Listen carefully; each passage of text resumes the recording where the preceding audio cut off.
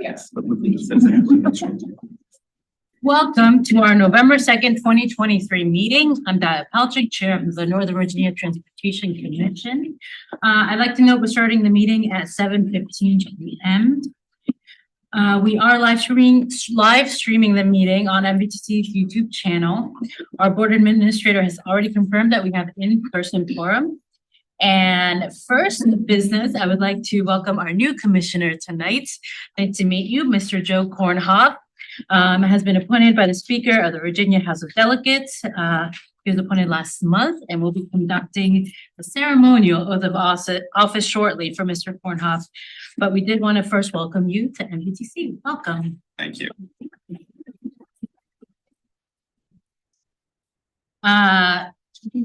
We do not. Okay.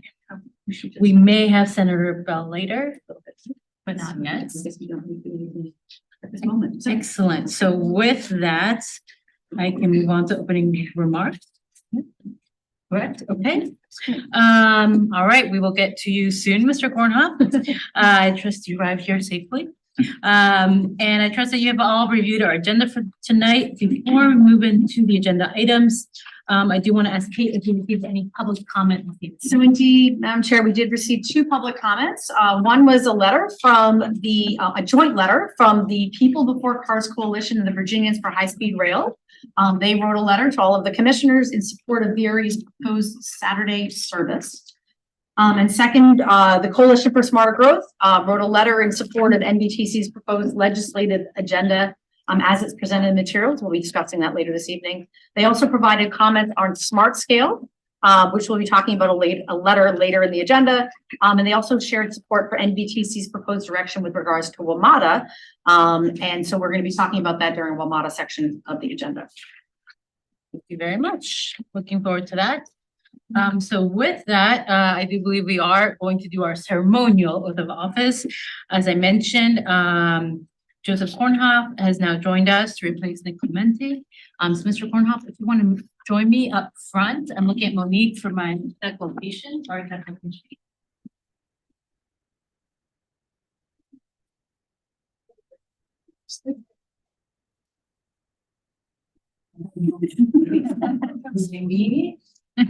Honey, step back there. How was it? Monique, you got it here.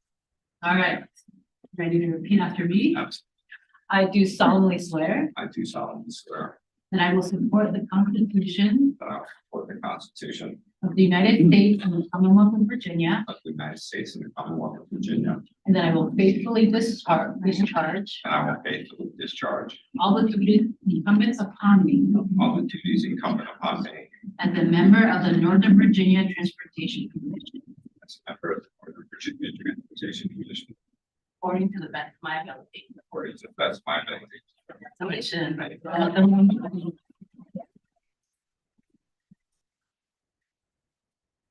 Thank you. Welcome. Great. Yeah. Like keep it nice and fresh and activated. So next up, we are going straight into action. For item 3, could I have a motion to approve the minutes of October 5th, 2nd? I think I heard a motion. David. And a second. And a second. Thank you. Any further discussion? Hearing none, and being that we are only online, I will go ahead and ask for all those in favor. Aye. Any opposed? Now, any abstentions? We have, please keep your hands raised. We have a few. I see Reed, Kornhoff, Gilroy, and Snyder. Excellent. That motion passes. Tonight, we do have 2 actions on the consent agenda. If I could please have a motion. Madam Chair. Yes, let me go ahead. If there are any questions or concerns about the approval, please go ahead and let me know. Madam Chair, I will note that I am abstaining from resolution number 2520, but voting on the package as a whole. Now, are you comfortable moving on with that at this point? You can, okay. All right, thank you very much. Could I please have a motion to approve the consent agenda? So moved. to move, Mr. Alcorn, do I have a second? Second. I see Mr. Caratonis. Any further discussion? Hearing none, all those in favor, please say aye. Aye. Any opposed? Any abstentions? And we have Mr. Skiles. Abstaining from 25. 20. And I don't see any others. Okay, perfect. The motion passes. Thank you very much. We are now on to our WMATA discussion. As usual, we do have our WMATA board chair, Paul Smedberg, here to give his report. Then we'll hear from our WMATA committee chair, Mr. Alcorn, with his report, and to spend some time talking about our annual report on the performance and condition of WMATA. Mr. Smedberg. And Matt apologizes not being here tonight. He's in Loudon doing good work. So anyway, just a quick briefing. The Finance and Capital Committee received options for consideration as Metro develops its fiscal year 25 budget, with the focus on options to change service levels and fares in addition to budget scenarios presented last month. The budget is still in development and will be presented at our December board meeting. Again, we only have one December board meeting due to the holidays, followed by several work sessions with the board and then the public beginning in early 2024. So it'll be a pretty intensive process this year, as you can imagine, given the enormity of the challenge we have to overcome. So we look forward to the discussions coming up. What was presented last week were different options that will impact the operating budget levels, including changes to the frequency of trains, reducing the length of trains from 8 to 6 cars, reducing the hours of Metro Rail operations, turning trains back before the end of the lines, and eliminating the lowest productivity bus lines.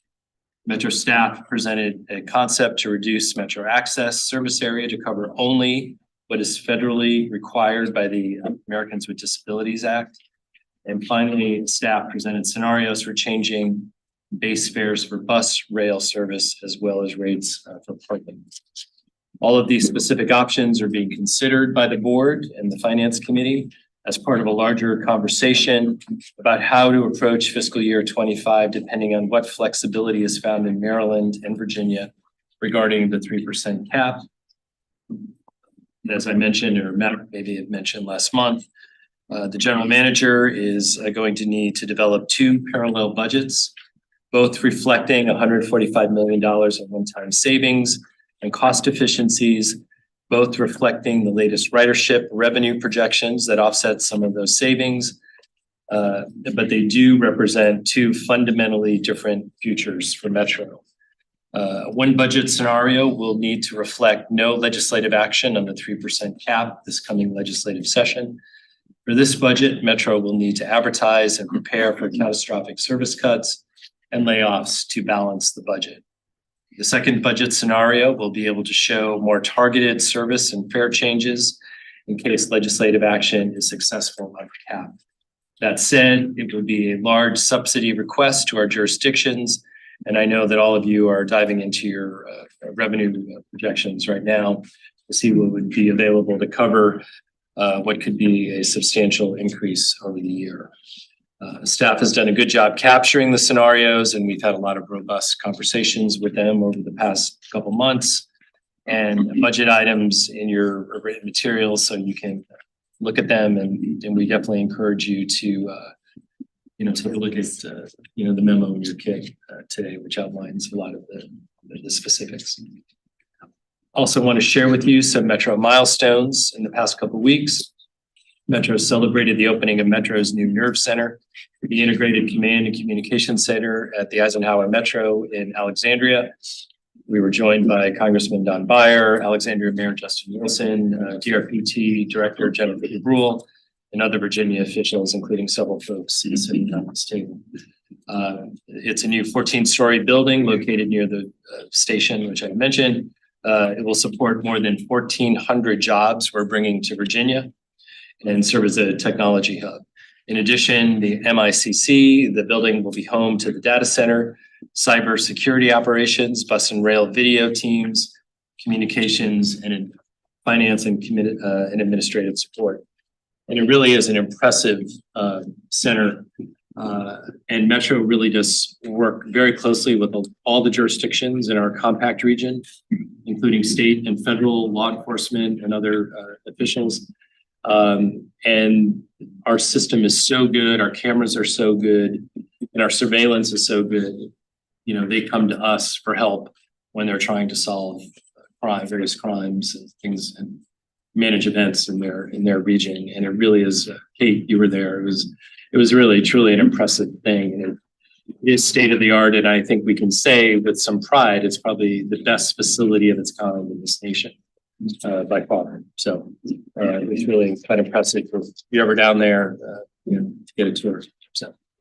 And earlier this week, Metro flipped the switch on a new solar carport on top of the Anacostia parking garage, providing clean energy for homes across the region, and new parking and security improvements for customers. The Anacostia station is the first of two DC Metro station parking area that will be equipped with PV panels for this project.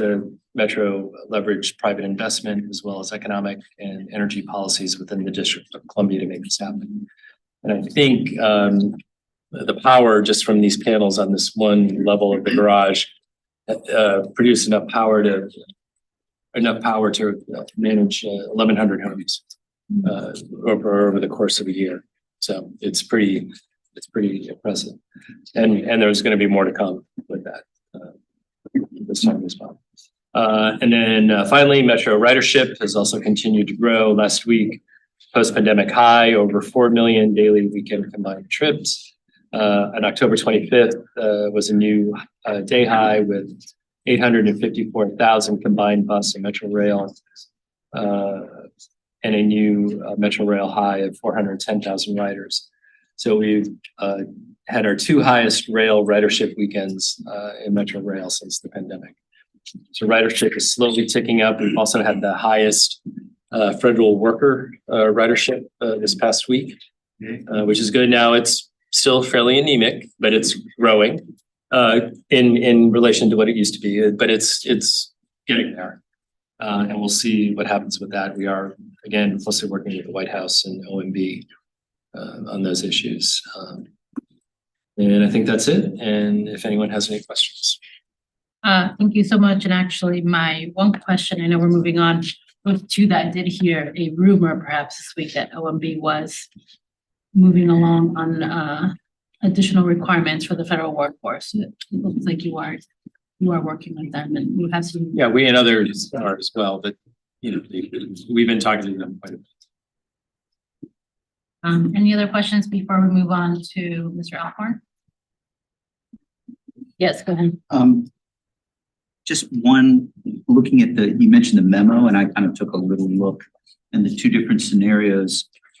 Some of the scenarios seem far preferable to others of them. And so I didn't know if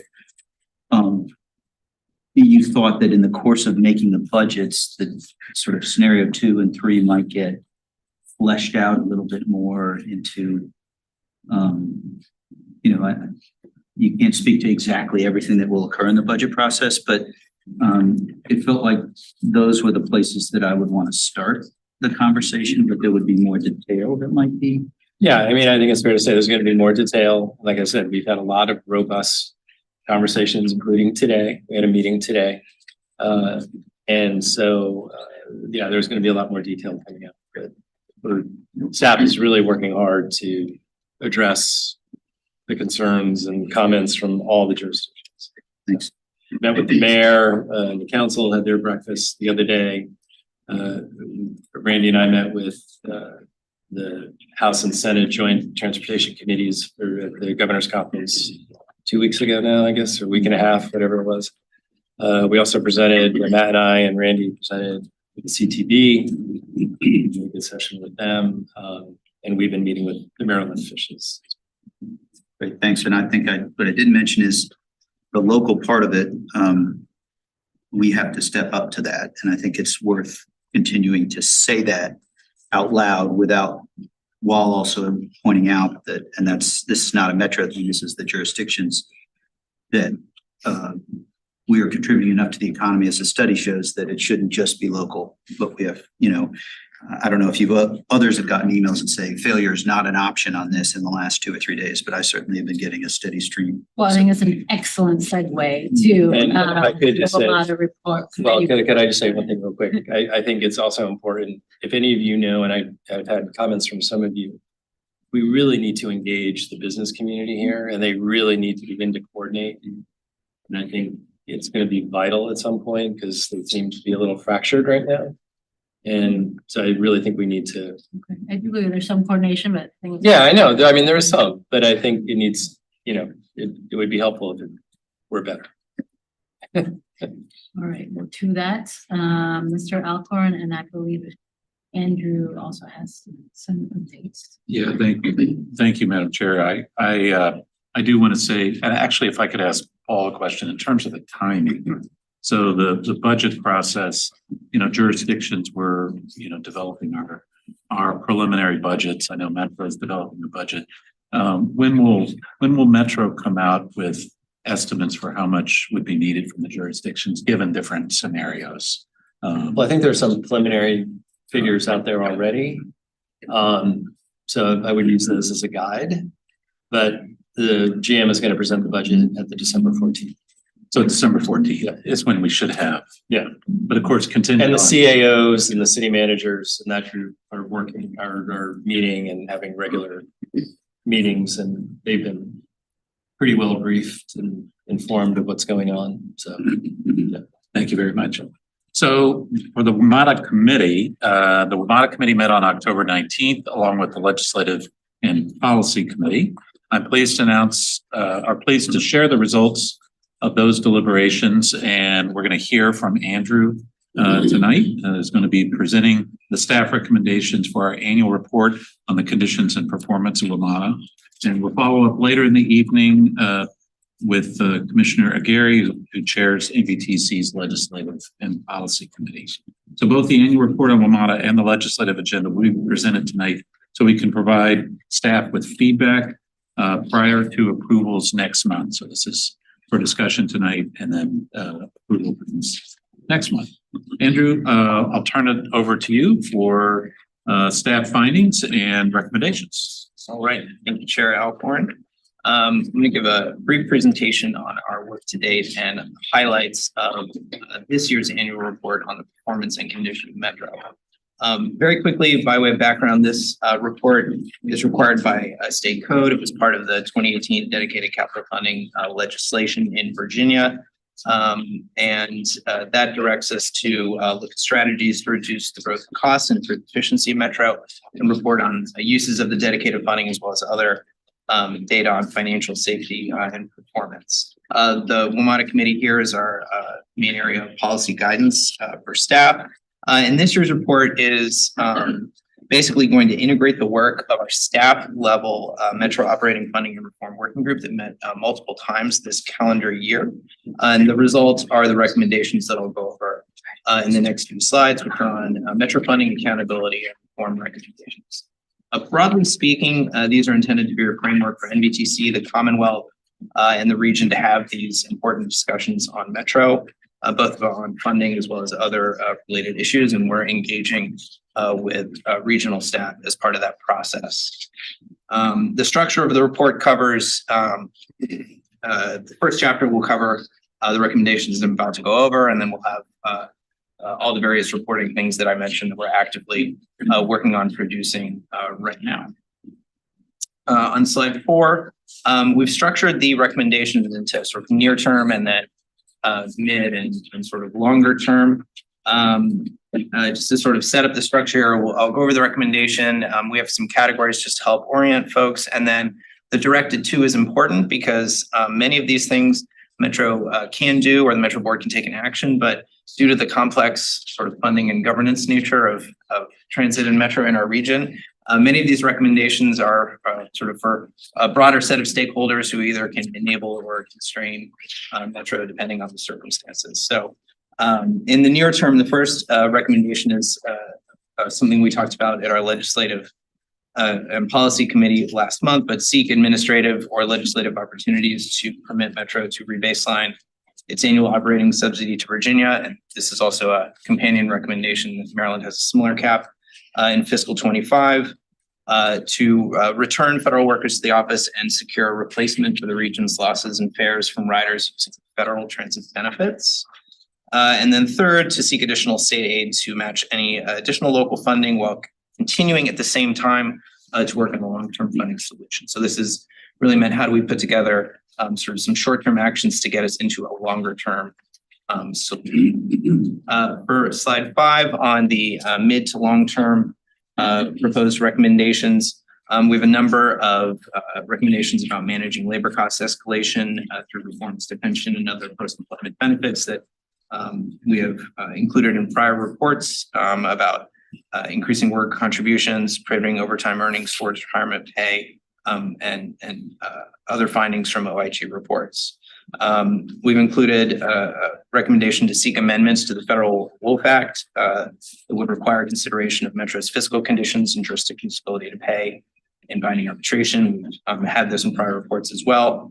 And then in long term, if we are looking at a new funding structure here for Metro, then we should look at establishing a revised operating cap that addresses some of the unintended consequences that we are currently seeing. So jurisdictional staff, I think, felt it was important that there was a cap, but longer term, really looking at ways to restore some of the accountability and transparency to the budget process that are the unintended consequences that we're seeing now. And then number 4 here is improving fare box recovery by increasing fares. That obviously was a concept that Metro staff helped detail last month. Number 5 is formalizing the functions and scope of a Metro Board Audit Committee to enhance oversight via a coordinated jurisdictional audit. And then 6 and 8 here are about securing 1 or more sustainable and reliable sources of dedicated revenues.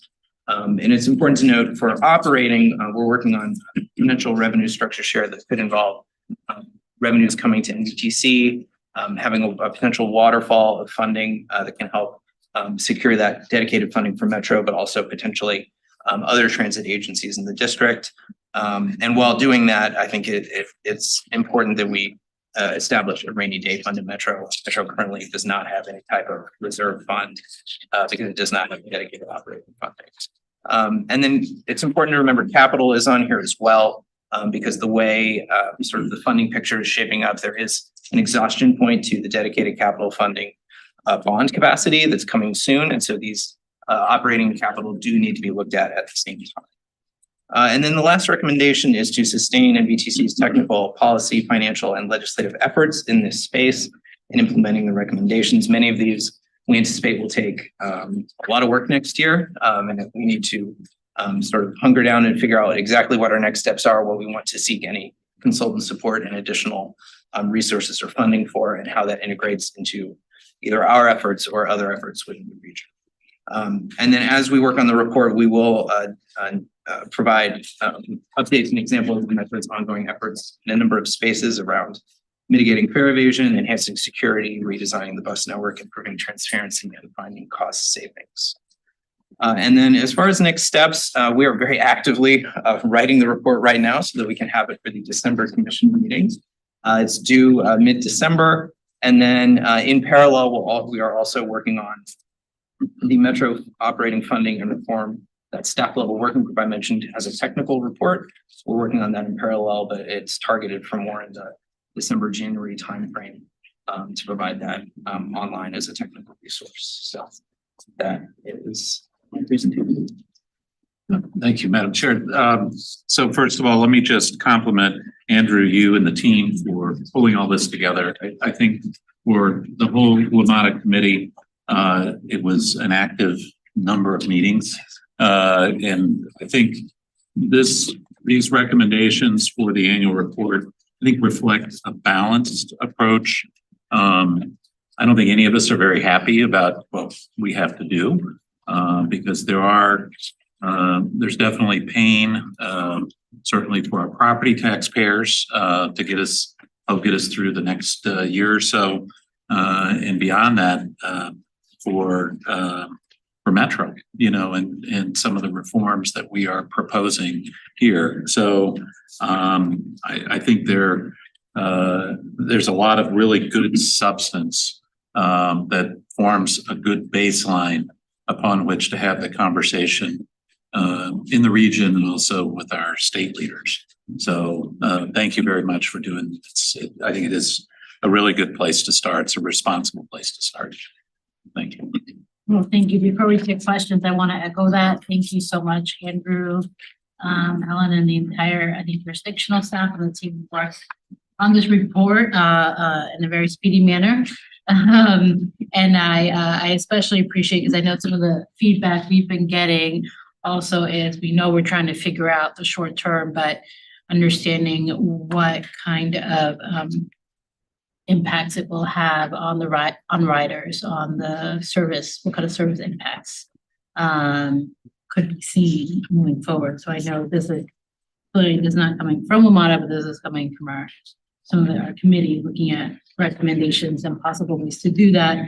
And again, that balanced approach, because we know part of the reason we're seeing increased ridership, not just is back to work, but I've heard that the increase in service and reliability and the speed of those trains and especially wanting to see more of that, and the bus is not cutting it back, has been very helpful in getting people to skip traffic and take the metro instead. And so understanding the impact of what it would mean to have those cuts that have just been put back into place, I think is really important and very challenging. So I know, again, the balanced approach, really appreciate your work on it. I don't have a specific question, but I will turn it over to my commissioners, and I found Mr. DeFerrati.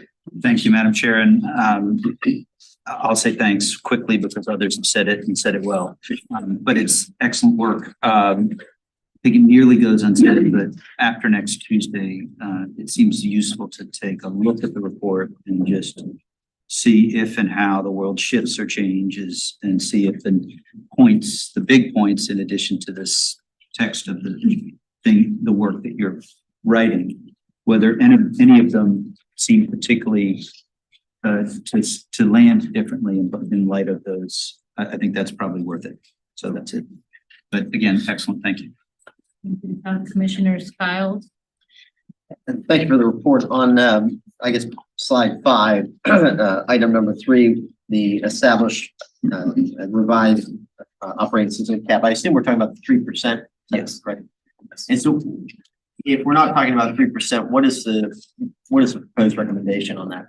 So proposed recommendation is high level. I don't think right now we don't have a prescriptive answer yet. I think we want to identify that we've had, I think, 5, basically, let me step back a little bit. In 2020, NBTC did a report on the 3% cap and found it was a useful tool, said, let's keep it for 5 years and evaluated it. It's been 5 years. One of the things that we found was that there's a disconnect happening between the amount of subsidy you pay and the amount of service you get, and it's basically due to the 3% cap. So that's sort of a transparency accountability issue. It's not Metro's fault or anything. It's just sort of the unintended consequences of a confluence of policy events. So I think right now the recommendation is to just sort of study it further, identify that problem, sort of lay it out there. And, I don't think we know the answer yet because we don't know what the future funding structure is. So Madam Chair, if I could follow up on that, has Maryland indicated where they are on their cap of 3%?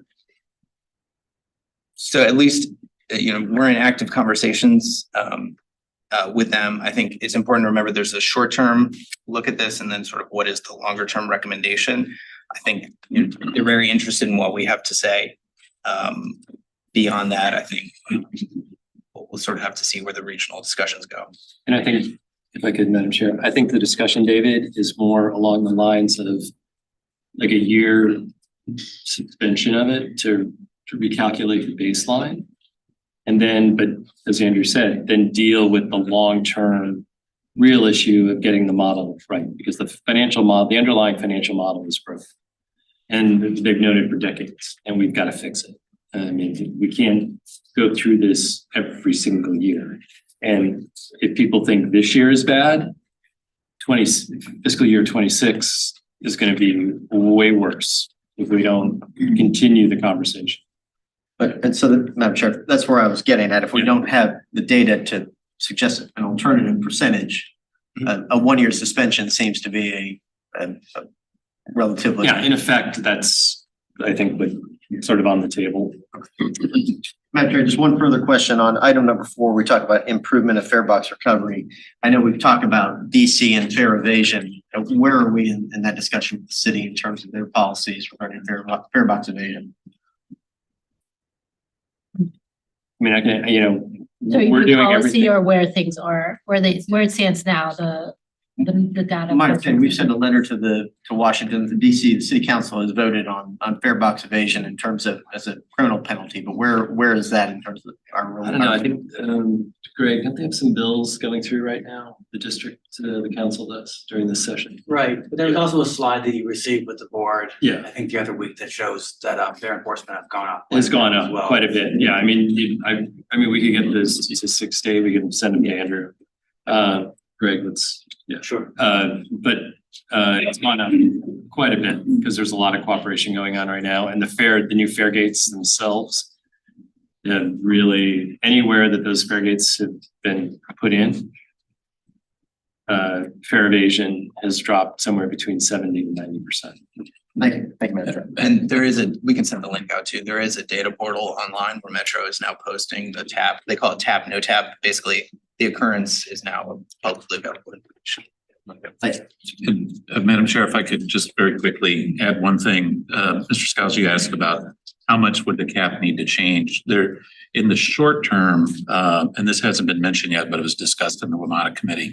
In the short term, there's going to be a relationship between how much additional has to come from the jurisdictions and how much Metro is going to use preventive maintenance money to pay operating costs. So it's going to be, you know, the less that our jurisdictional burden goes up, the more of the preventive maintenance funds are going to be used for operating costs. And I wouldn't say it's eating your seed corn, but it's kind of moving in that direction. So in the short run, we're going to have to deal with that too. Yeah, and just so we're clear, even that proposal is considered a one-time thing right now, because we do not want to be in the position where WMATA was 6-7 years ago, where all the preventative maintenance and a lot of state of good repair projects were deferred.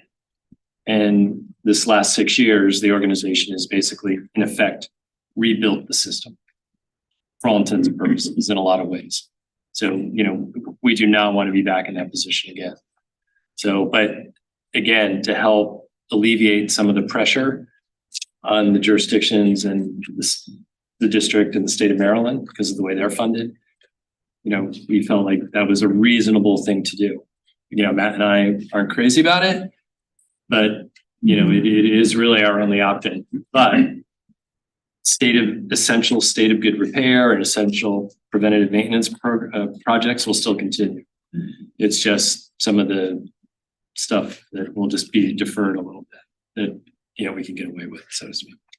And- Yeah, and I'm glad you shared that last piece, Paul, because I think that's become pretty clear in the conversations that the jurisdictions are having with WMATA and why that this kind of bifurcation of the short term versus the longer term, because in the short term, it's ensuring that everything for safety is still there, but having to move the pots of money around so that it does not fall so heavily on the jurisdictions, but that's not a sustainable solution.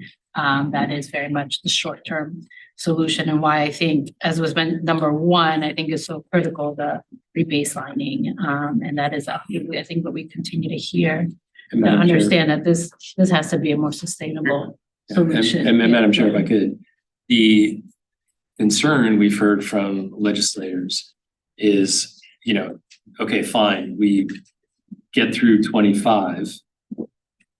And then everyone's gonna go, okay, great, we're done. No, we can't fall into that trap. We have to have that discussion continue to get to that longer term fix. You know, this is just sort of the beginning of that journey and we've got to continue. But, you know, we're trying to do everything we can to give the jurisdictions, you know, as much information and, you know, hopefully not contributing too much money, in addition to what they already do, to get through this. Madam Chair, just to respond, I just, as we talk about 3% cap, my argument is against changing it. It's, if we're going to request the General Assembly do something, we have to provide qualitative and quantitative data to do so. And so rather than just suggesting that it needs to change without any data behind it, that was my question about a 1-year suspension. I think there are going to be some folks in Richmond that ask, well, if it's not 3%, what is it? And if we don't have that number, that probably necessitates a short-term suspension versus a unidentified percentage change. Yeah, and I think you'll see, to Matt's question earlier, David, you'll see some change going to have the budget. And you know, everyone always leaves out the district, even though the district does not have that provision in code or in law. They follow it. So they honor that along with everyone else. So they too have a 3% cap in effect, but it's not codified in district law. And finally, before I turn over to talk, this has been waiting so patiently, as you are, I know, aware, if we do not temporarily lift that by law, the jurisdictions lose, I believe, about 35% of state aid. And so absolutely critical to understand, even if we don't have the long-term solution fully figured out in time, we at the local level cannot lose that 35% state aid, knowing that this is so critical for the entire Commonwealth. Thank you, Madam Chair. Yes, Takumi. Thank you, Madam Chair. This is really an important discussion, and I'm very happy to be very patient on that, because conveying the various aspects of the type of urgency we're here, where on the one side we need to find a temporary solution and at the same time avoid killing the system, which is critical, and that's one of the things that I had the privilege to be there and observe the work of the committee. And one thing that I think is critical at this moment is also referring to slide number 5, the fare box recovery. There are many ways to improve fare box recovery. The best is to increase the ridership, and that happens with service. So we have to be extremely careful in how we formulate our temporary service adjustment. We don't want to call them cuts yet. And the second thing is, by raising fares, I am afraid that this may be misinterpreted. I've released to the public. I do believe that we are rethinking about fare system, rethinking how we structure fares so that we invite ridership and increase revenue. So I just want to point out that increasing fares just like that is not sufficient and has the inherent problem that it may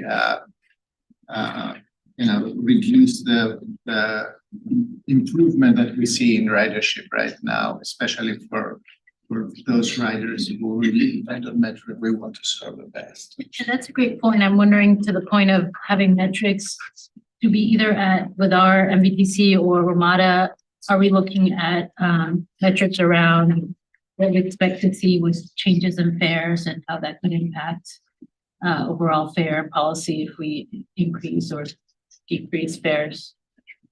Yeah, absolutely. I think in the materials that Metro put out 2 weeks ago, essentially there are certain elasticities, but there is a ridership loss to increasing fares. I think it's probably the short way of saying it, and that changes depending on it is in the written materials. That can change depending on what, how much and who.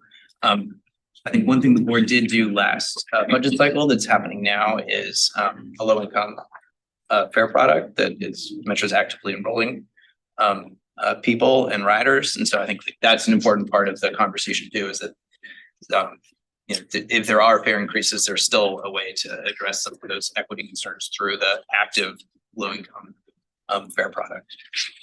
And there's been all kinds of models run, within various ridership, fare, service levels. So we can share those out if that's. I just don't want to, there's. Yes, no, the point is that fares, and we have to that's- understand the impact, yeah. And it's not really what we want to correct. And you have a good idea, then I think we. I want to thank everybody for their work. And we had a great meeting and a lot of discussion. It was really good. I'm sitting here thinking, I can't have any questions because we had a lot of discussion, but I do. I find, and as Paul, can you talk briefly about, it feels to me the situation with these discussions has to be very different. I assume the state of Maryland is much better able to absorb some increases than jurisdictions that we have here in Virginia. Maybe not. Okay. That would be an interesting, I mean, are the discussions very different because Virginia still didn't know. It's just, is it really pretty much the same all the way across the board? Everybody's Pretty same across the board. I mean, I know the district is gonna be looking at a fairly sizable pool. And, for all intents and purposes, the Maryland Trust Fund is bankrupt with all the priorities they have. So, they're gonna have the same challenge. They've actually established a commission that is looking at it, or a blue ribbon panel, whatever they're calling it. Libby, that's looking at, the entire, big picture of the fund.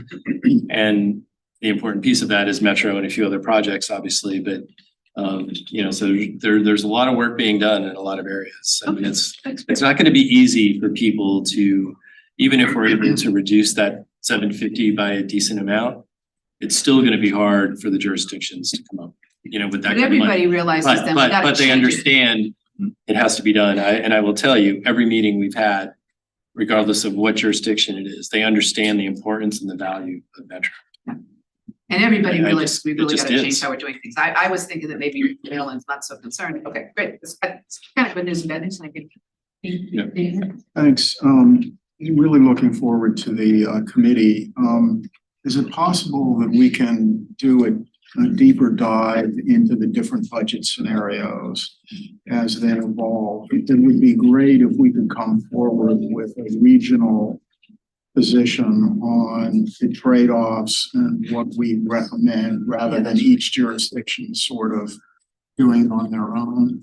And then I also want to associate with a comment from David Skiles about, when you're making a decision, you're willing to do a certain amount at a certain cost. But the quicker we can quantify the different scenarios, the better off we're going to be. This report needs to be fairly high level. I think it does a very good job of balancing things. But I think we're going to have to get into the details. And I don't mean just for the next FY budget, but rather for the longer term. What level of service are we willing to support at what cost? So that would be my request. Mr. Chairman, I hope you'll continue as chairman of this committee. What's your, do you share that desire to dig deeper into what these scenarios are? Yeah, currently, we don't have the agenda scheduled or set for the next one, but yeah, I think it's consistent with my question earlier about the timing.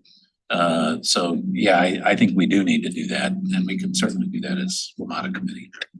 Absolutely. And at a staff level, we're actively engaged with our jurisdictional peers and we have a coordination process for sort of feedback to our principal Metro board members. So we'll actively do that and happy to discuss with Chair Alcorn, next steps. We don't have the next meeting scheduled, but We can do that. Thanksgiving. Go ahead. And Madam Chair, and Walter, just to emphasize, the discussions we've been having have been pretty robust around various scenarios, various options. None of them are great. And it's for real. I know some people think, because in the past, they're just gonna present, the sky is falling and, they're gonna scare everyone, but this is for real. Right. This is not a joke. There are no accounting this or that's we can do to make this go away. This is everything is hitting all at once now. The pandemic sped it up. This would have happened a couple of years from now, but it's here and it's real and it's not a joke. So Well, and this time I think David actually gave us the best, Mr. Snyder, the best segue to our next section, which is MVTC and the regional role of what's being done. So I really want to thank our committee and their work with staff and Kate has I think some updates on what regionally the jurisdictions are doing and what Kate and MVTC are doing to coordinate. Thank you, Madam Chair. And indeed, you know, as Andrew mentioned, he and Scott and others on our team are working daily with the jurisdictional staff to really understand the WMATA budget, really understand the resources that are available to localities.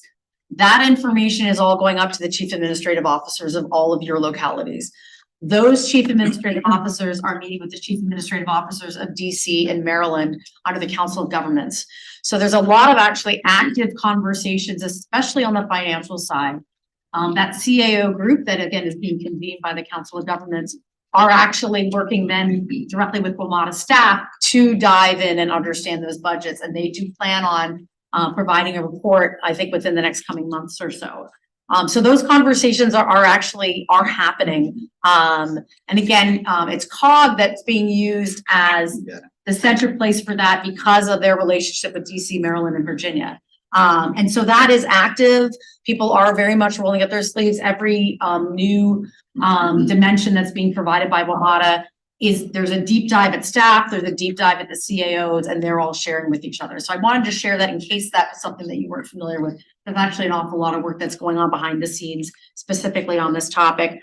The other thing that is going on is that there are engagement by, maybe perhaps not as good as we need, but there actually is very active engagement by a number of business organizations, Board of Trade, Federal City Council, Greater Washington Partnership, et cetera. And so there's a Metro Now coalition, and we're in regular communication with them, helping them understand and learn from what we've been learning as we develop. And of course, they have a very strong relationship with WMATA as well. So there's a lot of, perhaps the analogy is, you know, sort of ducks under the water, really doing deep dives. And I do want to do a huge shout out because all of your staff in this Metro space and your chief administrative officers are doing an incredible amount of work in this space to help us all understand what that budget and help Metro understand what that budget should be. And then also what's the financial situation, whether it be existing state aid, existing regional funding through our gas tax or internally to get the sense of, and we'll talk about it in just a minute on the legislative side, see if there would need to be a state ask for some additional funds to help that out. So lots of activity behind the scenes. Trust me, we are trying to work with everybody that we can to help Metro really do a good job on their budget. So, and I'm really glad you brought that up, Kate, because in addition to all of that, the rumor on the street is that the MVTC team, and Andrew just sat back down, is the go-to team for analysis on Metro. So really want to thank you and your entire team behind the scenes, Alan and everyone working on that. And I know I had the opportunity to join the elected leaders group from COG at their last meeting, and it is very helpful to be able to hear from all the jurisdictions together. And I know our CAOs are working with Metro, still awaiting some more information. They've received some and really doing those deep dives into the numbers, into the analysis.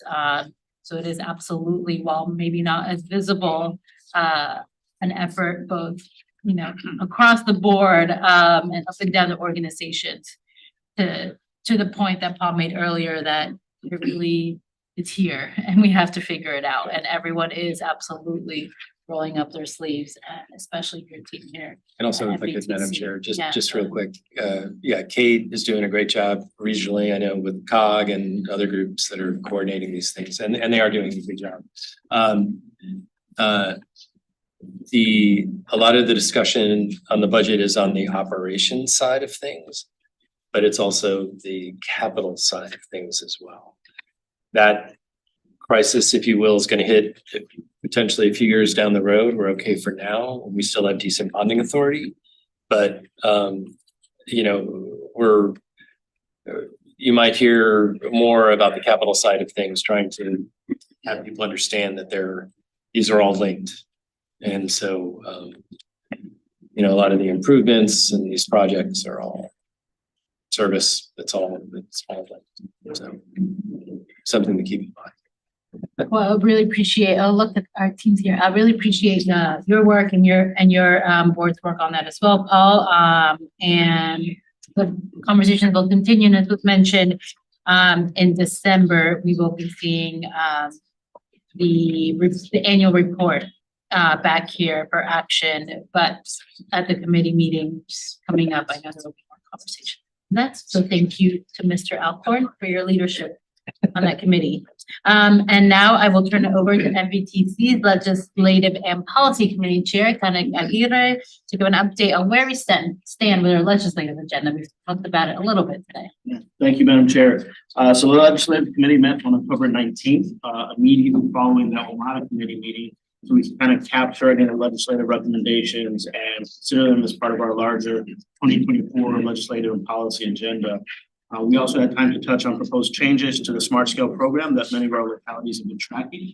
We're happy to have Ms. Mary Hines here in the audience and join us shortly from the Commonwealth Transportation Board to speak to some of the proposed changes. We have 3 topics that we want to kind of talk about. Number 1 is the proposed 2024 legislative and policy agenda. Number 2 is the action on a letter to the Commonwealth Transportation Board providing comments on proposed changes to the Smart Scale evaluation process. Number 3 is a reminder about our December 1st legislative and policy forum. Ms. Mathias, if you don't mind. Absolutely, thank you. And so what we've got both printed up in front of you and will also be on the screen is based an overview draft legislative agenda. Just as a reminder, the purpose of the legislative agenda is to provide NVCC staff guidance on areas where we can work directly with legislators, both at the state and federal levels. The concepts of that are intended to be quite broad, but reflecting our ability to have communications on behalf of the commission as we get into session, as those things come up. And so just for timeline, we're going to briefing, obviously get any questions or comments. This will be coming back to the commission in December for your approval. And so we just hop to the next slide. Our proposed list of state priorities, and what I specifically did was highlight some things that are new for this year, but I will talk through all of them. We have always had an interest in making sure that we have long-term sustainable dedicated funding for all of our transit systems. Going to what we spoke to earlier, this in particular is looking for that longer-term solution that likely would be something we look for with WMATA as well as potentially our other transit systems. But in the meantime, the second one, which is highlighted, is getting to something we just talked about a little bit earlier this evening, which is that we're looking for opportunities to allow Metro to send us an annual operating subsidy in 2025 that would be different than that 3% cap. So we are using those words, talking about them, permitting them to rebaseline its operating subsidy in 2025 to reflect the impact of the COVID-19 pandemic on the system without financially penalizing the NVTC localities. And so again, this is getting at a one-time readjustment and not necessarily getting rid of the 3% cap. The idea is if we did something for 25, there would then be in subsequent years just a 3% above that. We don't have it in the legislative agenda for now, but I want to get to Mr. Scal's comments. If there was a change to 3%, so right now we're just saying, let's not look at 3% for 1 year change. It'd be 3% until there'd be an academic activity to see, is there something different than the 3%? At that time, obviously, we'd be bringing that to this commission for consideration for some sort of legislative action. At this time, the only legislative action that we'd seek permission to move on is to do a one-time readjustment, and that 3% would continue. So I just want to put that out there. I am going to just keep going through, and then we can, I guess, talk about questions about the state level. The other ones that are on here is obviously we want to protect the state funding for public transit in Northern Virginia and ensure that the Commonwealth Transportation Fund remains a sustainable growth.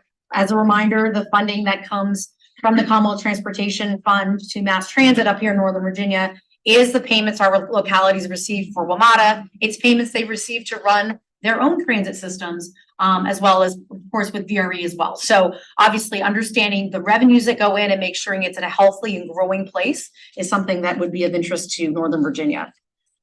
In general, protecting NVTC of the programs and projects that we have. Many of those sit in code. Some of those sit in agreements with the Commonwealth, like our commuter choice funding, to put that there. Obviously, because of being the co-owners of VRE, we're obviously interested in state and later we'll see in the federal, there's continued investment in the Transforming Rail in Virginia and other passenger rail initiatives that come from the state.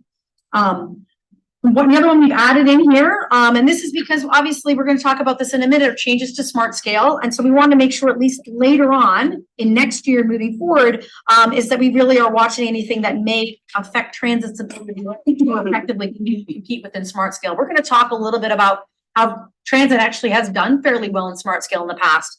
So this puts a sort of a legislative marker or marker for the coming year in case there's anything we need to pay attention to. As we've done many times before, we obviously have a partnership with our friends at the authority. We do want to make sure that they continue to sustain their funding and restore back to their full revenue levels.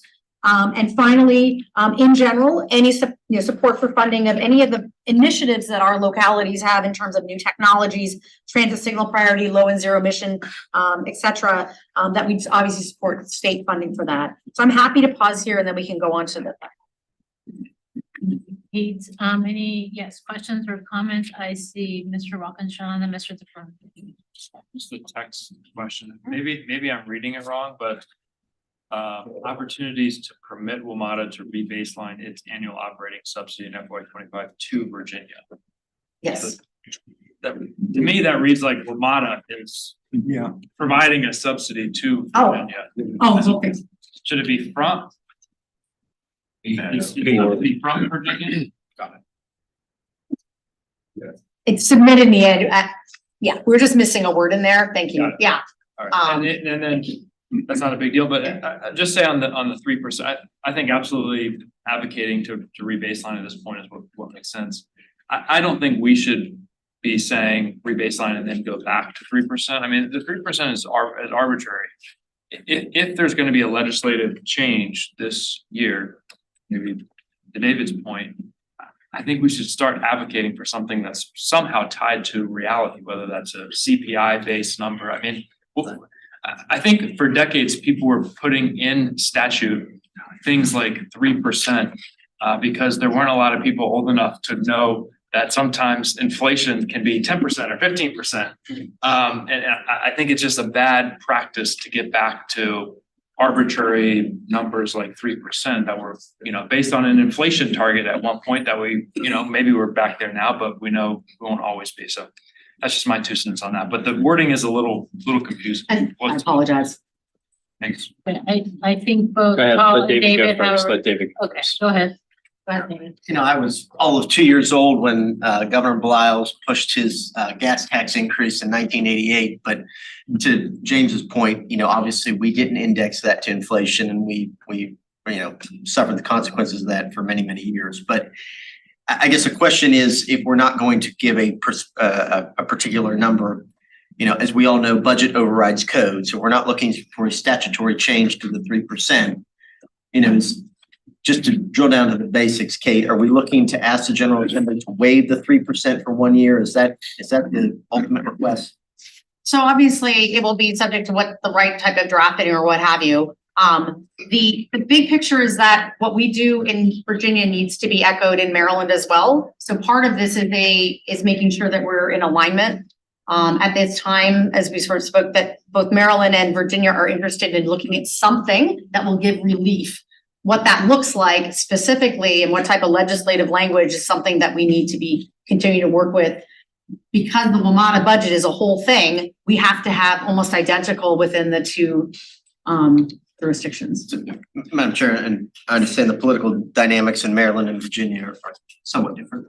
I think the sooner that we can have a conversation with Maryland about what they're doing versus what we're looking at. I mean, there's a lot of options that the legislature has and the governor has, one of which being to put language in the budget that would just waive the cap entirely. But if we have to have Maryland's agreement, so to speak, because they have to do the same thing, that's helpful information to have something to take to the legislature when they convene in 60 days. So I think, obviously understand the impact of this, but we need to have some quantifiable or qualitative number to provide to them. Yes, and Madam Chair, so that's part of getting the feedback from the commission in these conversations we're having that the COG group is having with Maryland, DC, and Virginia. the findings and the opinions of this commission are very informative to those joint conversations. Go ahead. Yeah, thank you, Madam Chair. You know, and I think it's important for people to know, look, we've had a lot of meetings. We've had a handful of meetings now with Secretary Miller and others within his office. We've had numerous meetings with our state legislators, particularly our Northern Virginia delegation, educating people, having them understand, you know, what is going on. Greg, Regina, and the team. We have our federal delegation, which has been really helpful and gets it. And everyone agrees something has to be done. But I think one of the things with the 3%, James is right, it was a bit arbitrary, and nothing that WMATA has is indexed to anything, let alone CPI. I mean, just nothing. It's just a flat 3%. And therein lies one of the problems we have, is we have this number, and inflation we know has been more than that, particularly now that we're coming out of COVID, and it's just the cost and everything is just all out of whack, and we have this, you know, the ceiling here at 3%. You know, you don't have to be an MBA from Harvard to figure that one out. So, yeah. Yes, Mr. Just DeFranco. real quickly, I think to build on James's point and David's point, I think there are two potential ideas here. One of them is rebaselining for this fiscal year, and then there's a question of what the percentage and how it could be calculated going forward. And so I think kind of Andrew, I don't know where this idea originally came from, but any good idea gets a whole bunch of comments. And it seems to me that we need to have, at least my suggestion would be an interim conversation to try and pinpoint the ideas before we get to the place. And I don't know how we structure that conversation. It has to, and I'm not pleading for a late November Thanksgiving Day WMATA committee meeting, but I am suggesting that we do need to be a little precise about whether there are two ideas here or one, so that we can then go into the other conversations, I think, to move forward. At least that's what I would suggest. Madam Chair, if I could, I think one of the challenges, Kate, and the people you're working with, and even us at some point, are going to have is the calendars do not align. No. So the Virginia legislative calendar, the Maryland calendar, and the district are all, that in and of itself is going to be a challenge. To get that all aligned in time, you do something meaningful. Madam Chair. Yes. So part of the strategy, and again, presented with the WMATA report in this, is that there may be immediate, and then doing the appropriate, which was included in the WMATA report, doing the research to identify what could a new number be. So providing that time, whether it be within the next calendar year, so that there's only one action that would be needed now, good thoughtful homework done, so that the next action does have, because I think there was a recognition that in the short time that we have, we want to have good, solid analytical answers on the 3% at this moment in time. It's generally agreed upon. We do not know what the answer is. And so therefore, spending the time, if you do a 1-year rebaselining, you can spend the time to do the homework to figure out what it could be in the future. Because that's the approach that we have within the WMATA report, which has a longer term time frame versus the legislative. And so that was the rationale that the staff we The had. Band-Aid as we figure out. It is, yeah. Along with her, and I do know Mr. Bass has been waiting, but did you want to? Yeah, just real quick. We have raised this rebase of the subsidy to Secretary Miller and other state officials. It's come up at the CTB. It came up at the Senate and House joint committee they had during the governor's conference. So the idea is out there. It's not like this is something that people are going to be surprised by. They are well aware that this is on the table and that the other jurisdictions are discussing. Yes, John, go ahead. Yes, Commissioner Faust, go ahead. My question is not on the 3%, so if somebody has. Anything else on the rebaselining is what I'm calling it, or is yours? It's important. It doesn't happen. So we could go back 5 years and we'd find this line, I'm sure, in our legislative package, advocate for long-term sustainable dedicated funding to ensure we modest.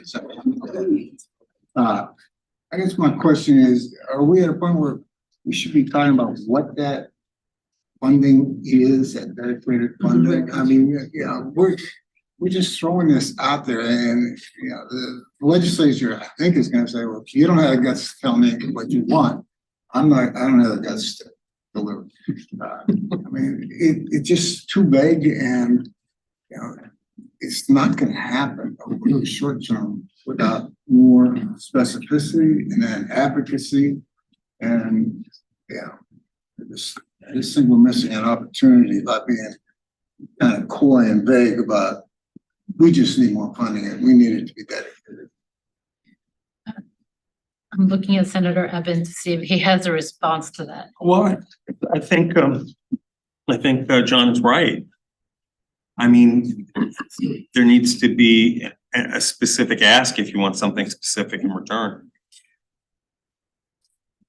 But didn't we hear, I mean, we're not gonna answer that question. It's too good of a question for us to answer. Sorry, Madam Chair, but I think we could evaluate, Kate, your thought, which is re-baseline and do the numeric analysis over the coming months to try and fix it within the year.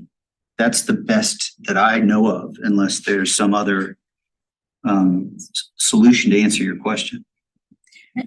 And if I may, it does sound like a little bit going back to the initial comment that was shared, that we are on different timelines, right? And so this is for this legislative session, knowing that the immediate Virginia and Metro timelines, I think, make it a little bit difficult to hash out those longer term research rebaselining needs, proposals for that funding. I feel like we're all saying, hey, let's not drown, let's, tug the boat and then figure out how to build it. But I don't know if I'm reading that correctly, in that I think through the WMATA committee and the work of staff, we can continue to say, there's only so much they can do at once.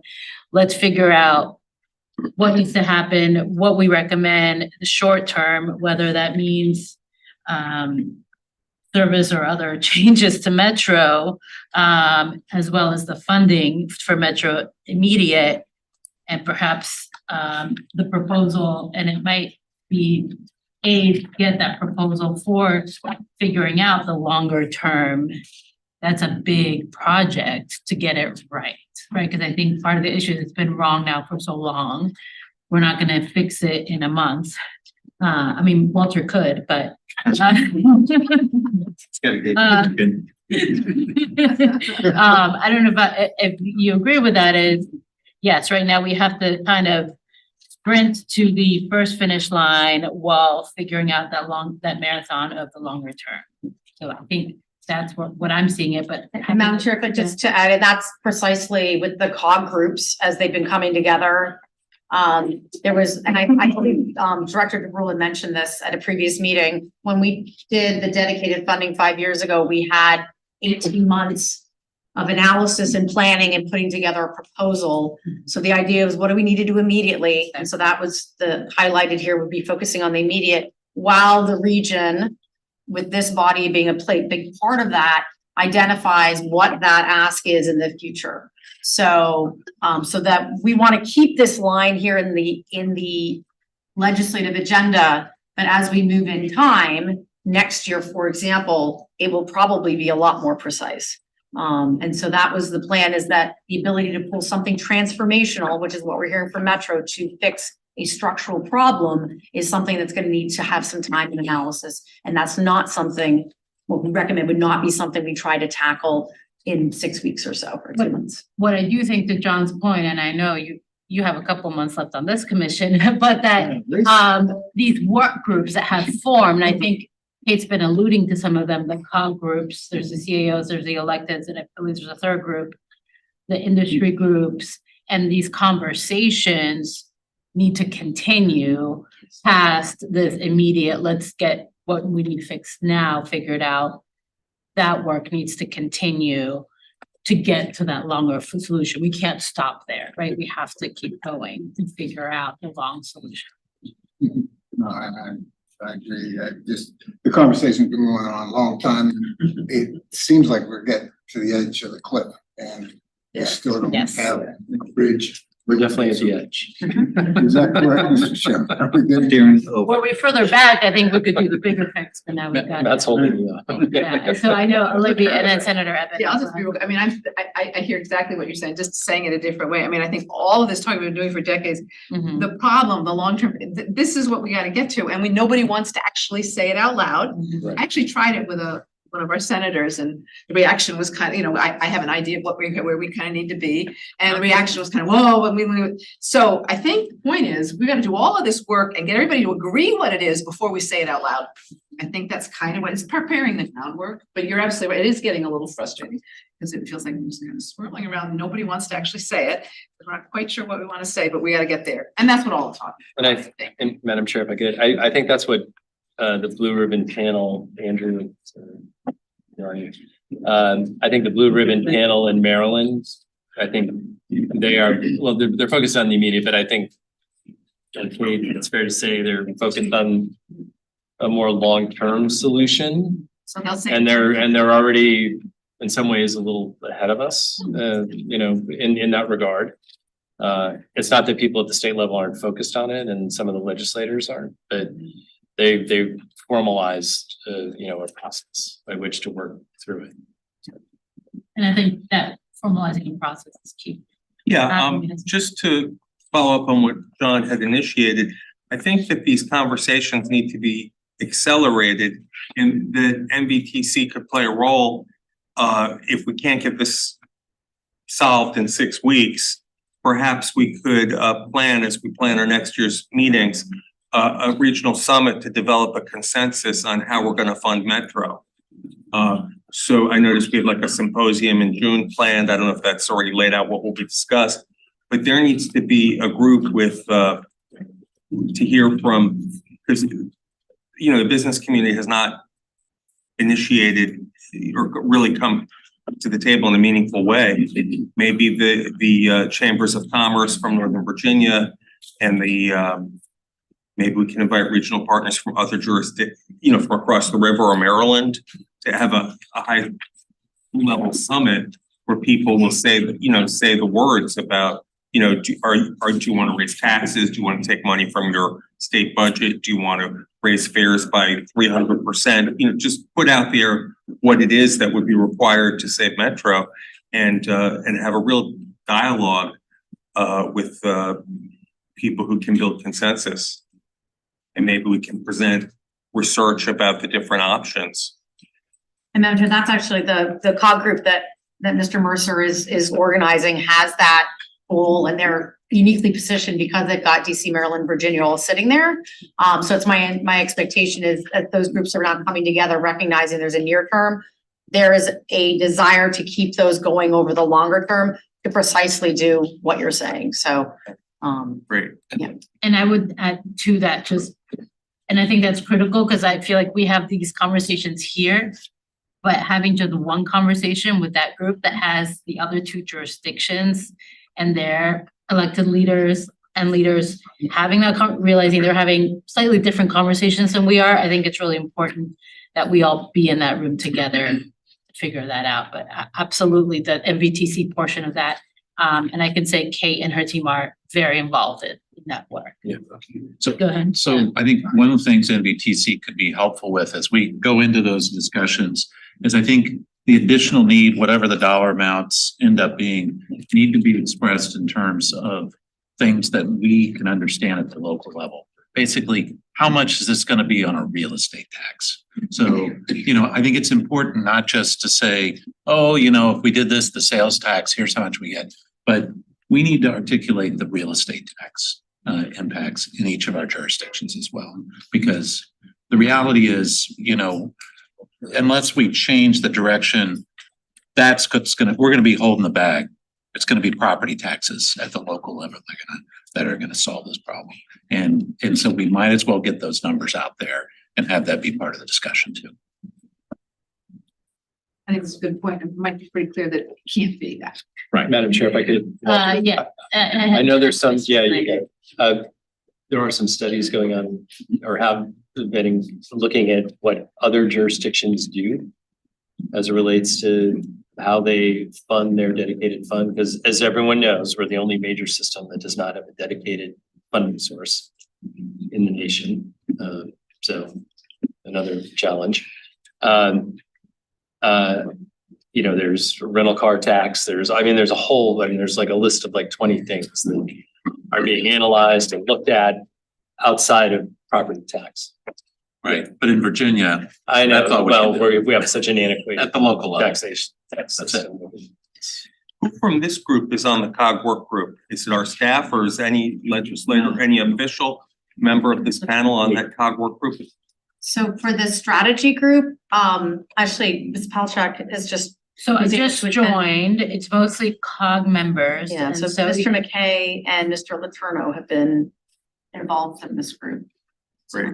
And then there's the chief administrative officers. So there's several different groups. So there's the chief administrative officers, and Andrew and Scott sit in on those.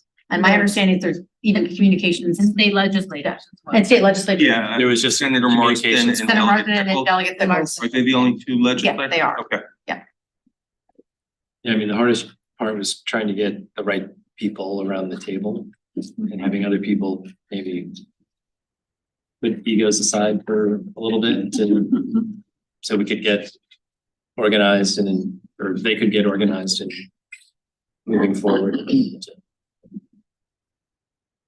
Madam Chair, I was wondering, to follow up actually on something that Mr. Waukesha had said earlier, as we're developing this draft, we do obviously talk about advocating for funding for WMATA, VERI, et cetera. If the commission agrees, I'm happy to put in, one specifically about seeking funding this year to help our jurisdictions with their WMATA funding request. State level funding. I don't know if the commission would be considerate of adding that specific ask in our legislative agenda. What's worse than that? I mean, it's worth a discussion. Okay, fine. I I feel that is, no, it's. Mr. Geary is a whole Did you legislative. correct me for, I'm sorry, Yeah. let me talk, okay? I wasn't, but go. Oh, you go were. ahead. But I grabbed it. Over here. All right, I'll just be really quick. It makes sense to me. If we're gonna be doing something temporary, whatever, it's a big chunk of money. The state, I understand, has a good chunk of money right now that they're not quite sure what to do with except, so anyway, there's a lot there. And we need some help getting through, and I think absolutely we should make a request for 1 year. Sounds like it makes sense to me. To get through, so we can. And of course, again, we'll be bringing this back for I think they have consideration. and And I just wanted to right. provide some specificity coming from. Some options for budget language for this year. Do we need a motion? Is that a motion? I'll second it. But if you need one. Still a draft. Thank you. We can digest it in the lunch committee, right? Absolutely. Okay. Yeah, informal. So we will work with the legislative committee to legislative draft some committee. language, but Perfect. All right, I think we're still on ledge. We were on schedule before. but- Okay. Yeah. Well, we do have the full report. Kate, do you have additional comments? so we do have the federal, and so, just switching to the next one, so, the first one is for us to be watching and making sure that Northern Virginia has the maximum access to the federal funding, that is at the federal level, I should say, for transit, and making sure that the funding that we're seeing coming out of Congress does meet the authorized levels from the Infrastructure Jobs and Investment Act. Precisely right now, and of course, we have appropriations that happen every year. The deliberations, at least in the House of Representatives right now, there are a number of amendments being circulated. I do not believe they've been acted on yet, but a number of them directly affect public transit funding and rail funding. And so by having this as a part of that sort of marker, so we can, it's not that we would necessarily be doing, but we'd be perhaps supporting the American Public Transportation Associations when they do letters or what have you. I think Mr. Specker has a question. Yeah, and to that point, people should know, and I think our delegation, Greg, is certainly well aware of this, the House Republicans, I forgot whom, put in an amendment to take the PREA funding away from WMATA. Yeah. Which would be a huge hit. So those are working through right now, but this then protects it for next year. I mean, we're always the target. Yeah. Because really clear that, yeah.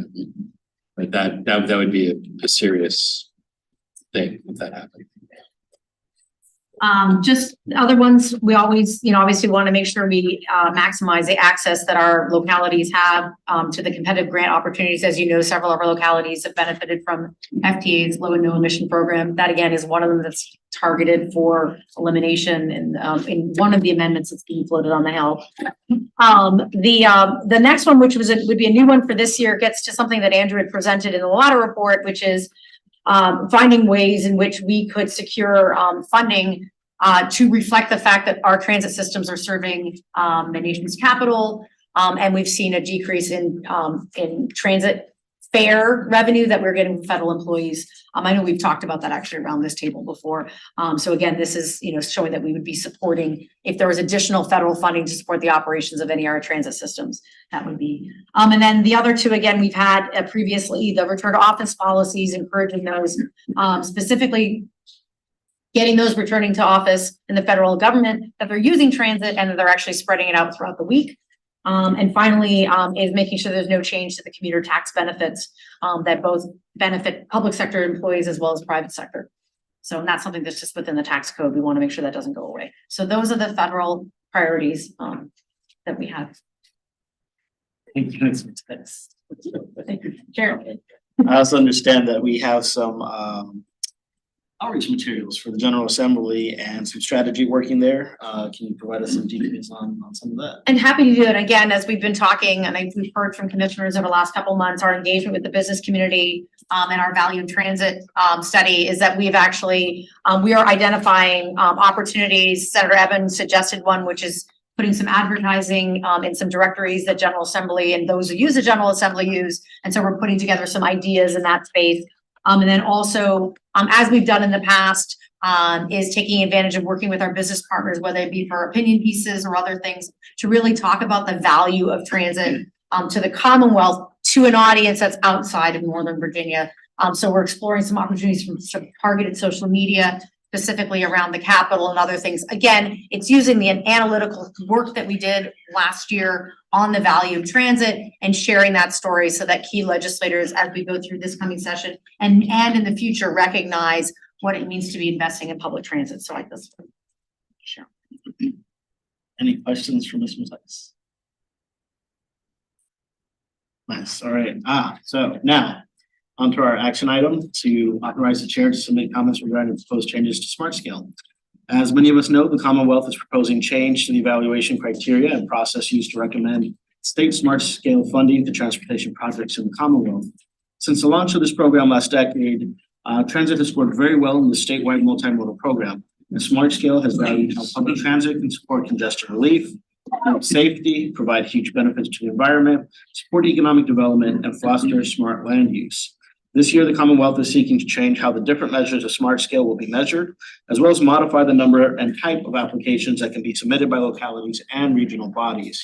Tonight, we are seeking the Commission's approval to send comments to the Commonwealth on these changes, with the message that public transit projects and other multimodal projects should continue to be supported by the Smart Scale program. Our Northern Virginia CTV member and former NVTC Commissioner, Ms. Mary Hines, is here to provide an overview of what is being proposed, as well as frame some suggested comments that are reflected in our proposed letter. Ms. Hines, thank you for joining us. Thank you, Commissioner Geary. Nice to be here. As Mr. Geary mentioned, I did serve on this commission for 8 years, from 2008 until 2015, and I was appointed to the Commonwealth Transportation Board in 2016. So I'm at the end of my 8 years of service. I have about 8 months left. You have a very long presentation that was put together to walk the MVTA people through before we had the most recent Commonwealth Transportation Board meeting in October. So I'm going to try to give you kind of just a high level of where I think we are. Most of you know Smart Scale is the state's program that basically adds capacity to our roads, to our transit systems, et cetera. And as Mr. Geary so well said, it uses a bunch of criteria and metrics to arrive at a ranking of projects. We had about 400 projects submitted in this last round in this was the 5th round that we just awarded in June. The secretary was very interested. There was interest in the General Assembly in changing and going in to see if Smart Scale was really working. It's a $1.2 to $1.7 billion project every 2 years. About half the money gets spent in the districts based on ranking given within the district, and the other half gets spent in high priority. They did a lot of survey work to kind of come up with the areas that they wanted to work on. So I'm gonna try to skip through this. Let's look just real quickly at slide number 5.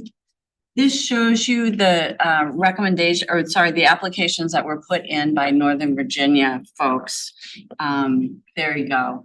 So we put in a total of 46 applications in Northern Virginia. At the pre-application stage, 38 of them were submitted.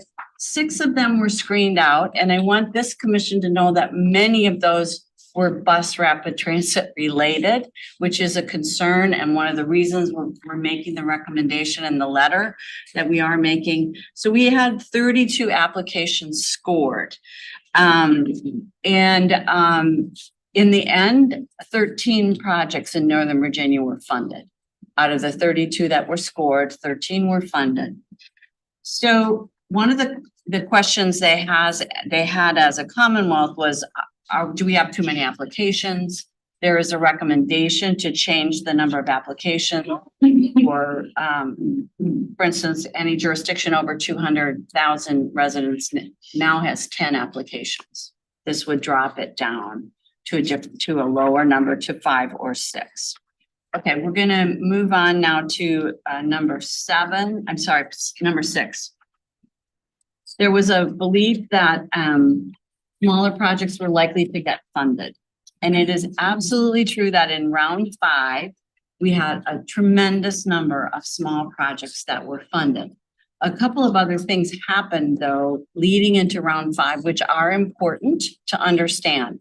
One is that they raised the gas tax everywhere in the Commonwealth to be the same as the gas tax we're paying here. And they took the money from that gas tax in places where it wasn't already dedicated, and they moved it all into the district grant fund. So Bristol and Salem, places way less populated than us, had about the same amount of money in their district grant fund as Northern Virginia did. And so a lot of small projects down there, not the big kind of investments we necessarily have to make. So yes, we had a lot of small projects. So, and then we had a lot of projects funded in the high priority program that were also small. So all of a sudden, the number of funded projects went way high.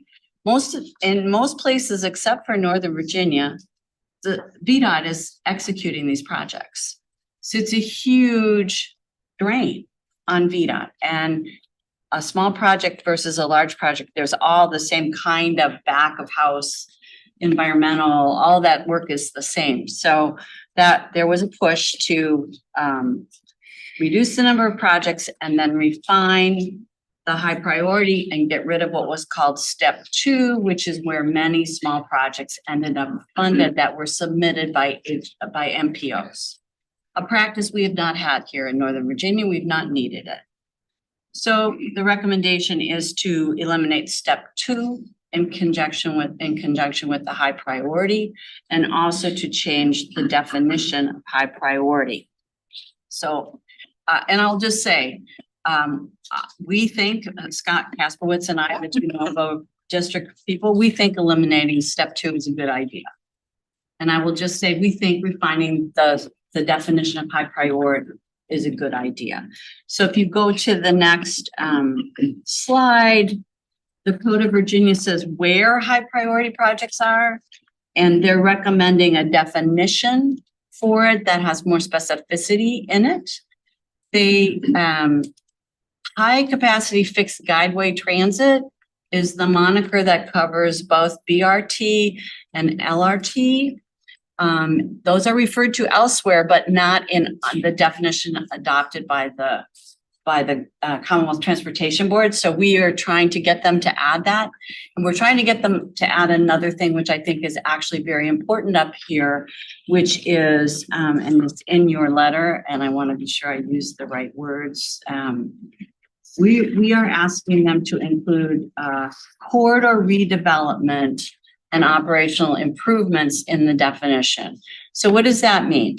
Imagine that you have a stretch of road here in Northern Virginia that goes a mile, 2 miles, 3 miles. And what you need is you need bus stops, you need transit signals, you need sidewalks, you need potentially a bike lane, all of which is designed to increase the throughput of people on that corridor. Right now, those, you can't bundle that and have that qualify as an improvement that adds capacity and includes throughput. So we are working to try to get that added into the scenarios. And if you go to slide 8, you can see what happens. So scenario A, which is a refining of the HPP definition, we add a project, we don't lose any projects. Scenario B, eliminating step 2, we would add 4 projects and not lose any projects. And because we would have access to the high priority money and the smaller projects would have fallen out. So those things seem to be okay. And all of this is modeled on the projects that we just awarded, the set of 400 projects that came in. So it's all looking backward, and the project mix is different every year. But, you know, things seem to make sense to us. The next slide is the next change, which is about land use. There's a lot of people really exercise down at the CTB about land use, and that it doesn't really, it's not a good factor. It doesn't really demonstrate anything. So they're recommending a significant change to land use, which makes a difference here in Northern Virginia. I will just say that.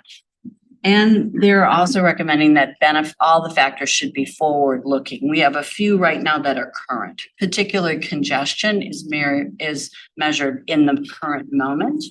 Most projects take 7 to 10 years after we award the funding to get started because it's year 5 and 6 funding. So this is not a terrible one for us. If they go that way, it's not a problem. But land use is a really interesting change that they're proposing. So if you can go to the next slide. And I'm sorry for the math, and I won't belabor this, but this is the heart of how projects get ranked. And you need to understand what's going on. So each of our measures, congestion mitigation, safety, accessibility, economic development, et cetera, you see those there. Each of them has 2 or more measures under congestion. Let's look at accessibility. There's A1, A2, and A3. Each of them has a value, and each of them gets normalized, and then there's a weight that's given to that and a score, and then it gets added.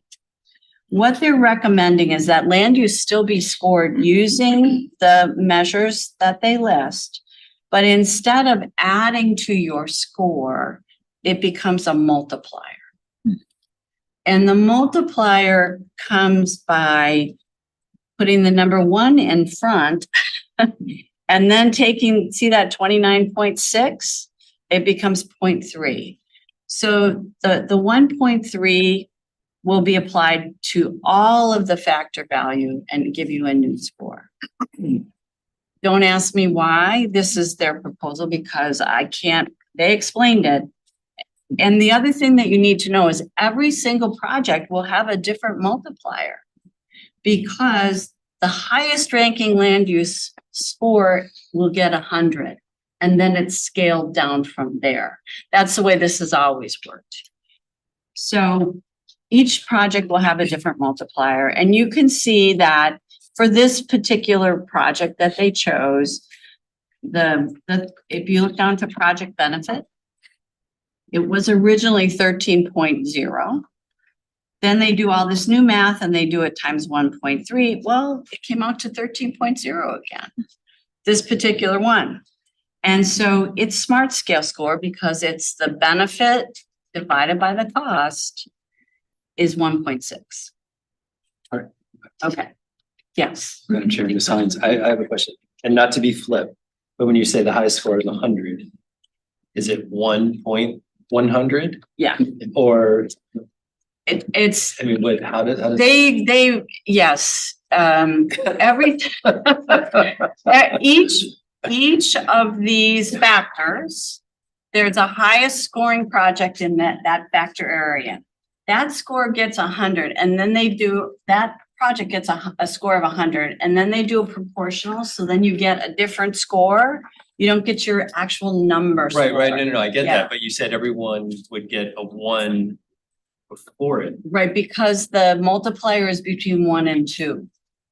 So you get a 1, if you're 0, you still get a 1, right? Okay. Okay, so I didn't explain that very well. Well, I went to a liberal arts college. So I don't- You don't even want to know what my major was. But I do want to let Ms. Hines finish and then we probably have more Yeah, questions. so the math is complicated, but the reality is that each one of our projects behaves differently now when this happens. Land use has been a very productive category for Northern Virginia.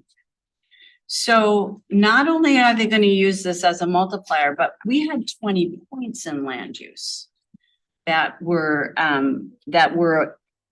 part of the factor weighting. Staff's recommendation is we take those 20 points, we put 5 of them on congestion, which will make our congestion 50%, and 15 on safety, which will make our safety 20. Now, our safety's been too low. Our safety was at 5. Our safety needs to come up. We asked the question when they first showed us this, we are, at our 45, we are 20 or 25 points higher on congestion than any other typology in the state, higher than Fredericksburg, higher than Richmond, higher than everybody but Hampton Roads. And we think it's time after 10 years of this program that we could come down just a little in order to emphasize some other things. So we asked about, could we put some of our points on accessibility? We were initially told we could. We worked with our colleagues in Hampton. We made a proposal, and now they're not being very willing to run our proposal. But we basically proposed dropping congestion to 40, leaving safety at 20, and moving accessibility to 25. Accessibility really gets to the issue of interconnectedness and people's ability to get to jobs and other things that they want. We're also recommending that in those measure weights under accessibility, that we shift 20 points from A1 to A3 so that it would be 40, 20, 40. And the reason for that is A3 really is a place where we see that the people's ability to move between modes to achieve a longer trip, to move in more, more diverse ways. And our colleagues in Hampton we believe in favor of this. And this, I think, is also in your letter. So if we go to 11, you can see the impact of the land use multiplier on our Virginia, on the projects which got funding. And can we go to slide 11? There we go. The pink ones drop out. They're gone when you use the land use multiplier as I just described. And we pick up 2 projects, one in Loudoun and one in Fairfax, all district grant. This is not, we don't get any better. They modeled each of these separately. So, and most of what we lose are bike ped. Most of what we lose are bike ped. And they drop significantly. They don't drop a little bit. Some of them drop 200 points. So that's multiplier. They're also messing around with economic development. If we go quickly to slide 12, there's some concerns about economic development. It's always been a little swirly. We only get 5 points in economic development up here in Northern Virginia. The way this program looks at economic development is really greenfield development. And so it plays very little up here. So we just think it should look at supporting existing business as well as trying to attract businesses to corridors. And then, so if you would go to slide 15, I'm going to skip over economic development, makes no change for us. Slide 15 shows you what happens. This is called scenario G, which rolls up all the scenarios I just walked you through. It says, what would the impact be on the projects that we funded last time? And what you can see is we go from 13 way over on the right-hand column, the total funded, the 12 plus the 1. I was able to get one more project at the end of the process for Fairfax. So we got 13 funded projects. We dropped from 13 to 9.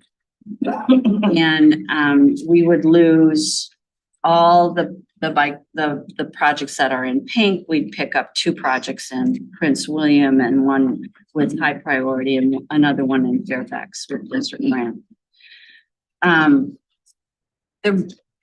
In my opinion, up till now, Smart Scale has been fairly balanced. A lot of different kinds of modes have been able to be funded in this program. Transit, as Kate said, transit has done very well, but in this scenario G, all the transit projects are gone that were funded in June when we actually funded these projects. So and there were only 3 submitted, well, and ours were screened out. So they weren't even part of the conversation. So,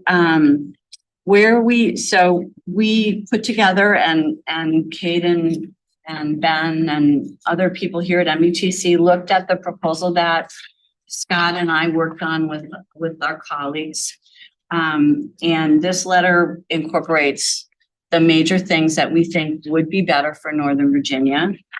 They do not put all those same projects back. I want to be absolutely clear with you. That was not the goal that we had.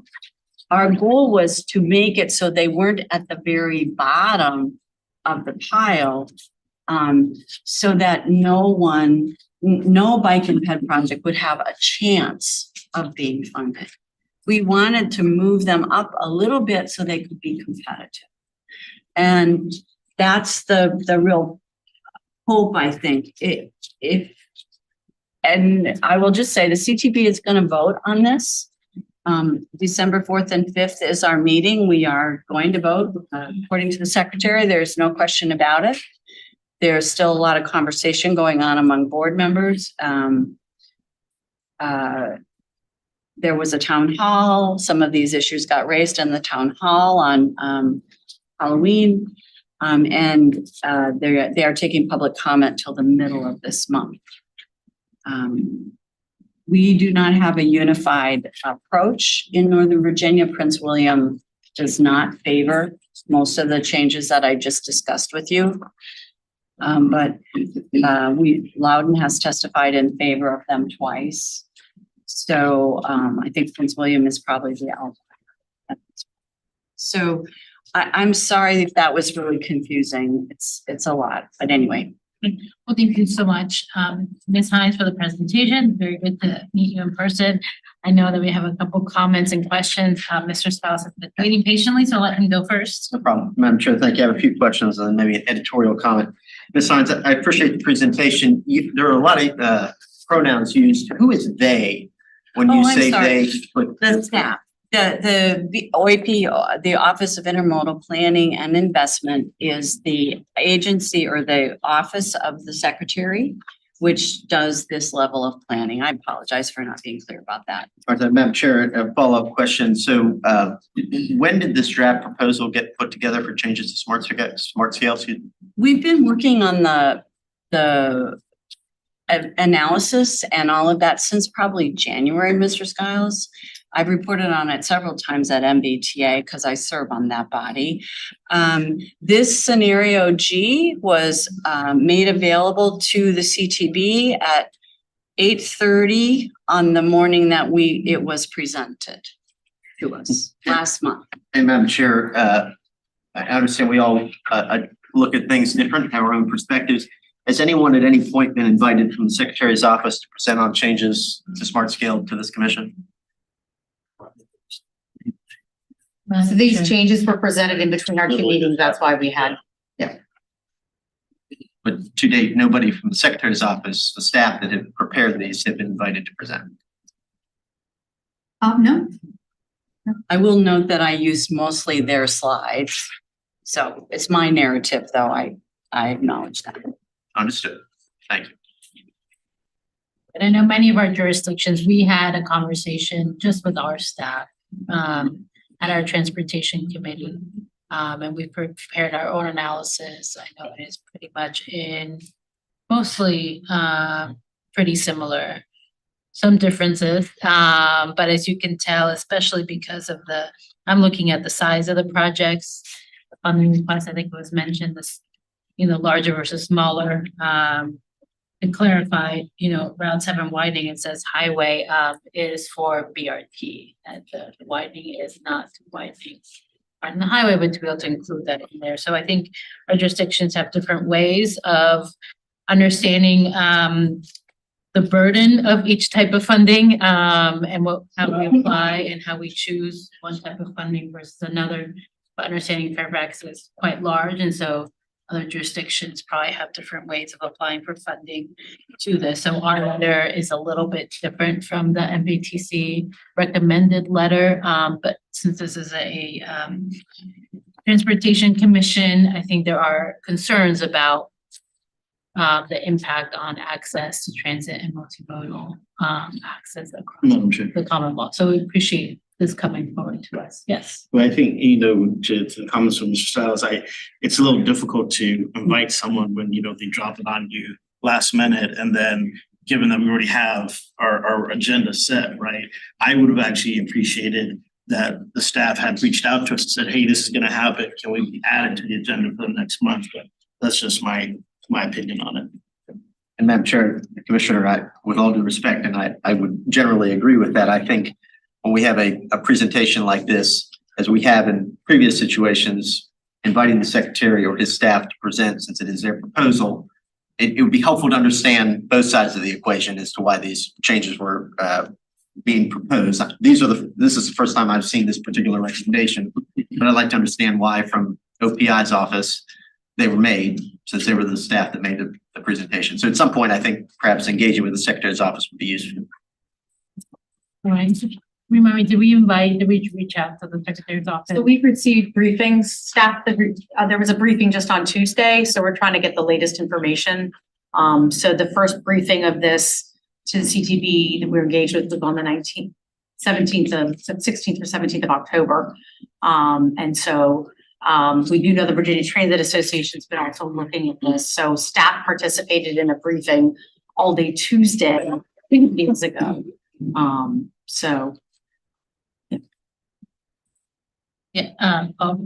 Mary, you talked about the large and small projects. You look at this casual observation towns and cities that basically dropped off that on Virginia. What does that raise any concerns with you or Scott or the commission in general or the board in general? Well, there has been an issue with towns because there is a recommendation to cut in half the number of applications. So Fairfax would go from 10 to 5. There's been conversation about we should add something for towns so that counties would not have to use all of the applications.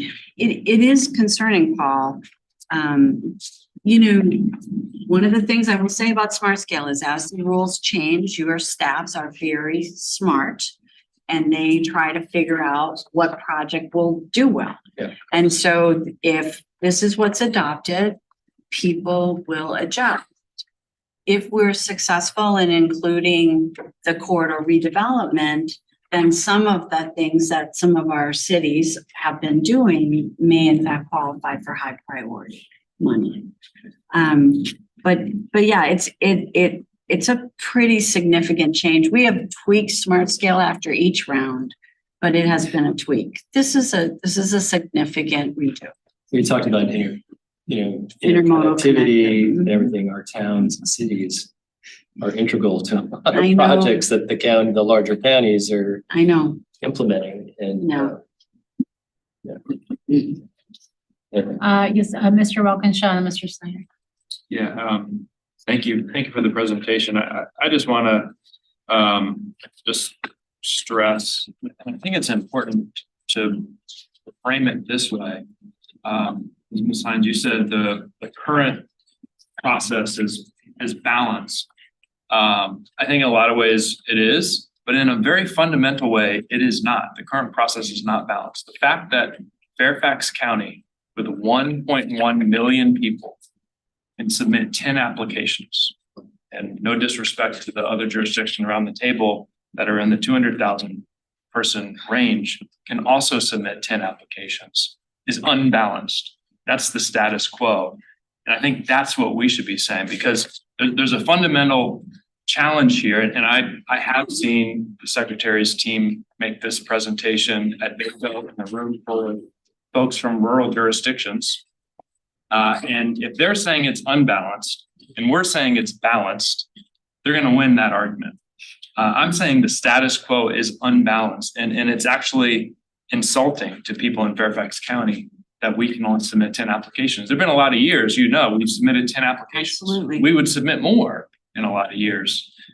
So to go from 10 to 5 would be a real slap in the face, quite frankly, to the people that are paying for the smart scale projects across the state. That's people in Fairfax County.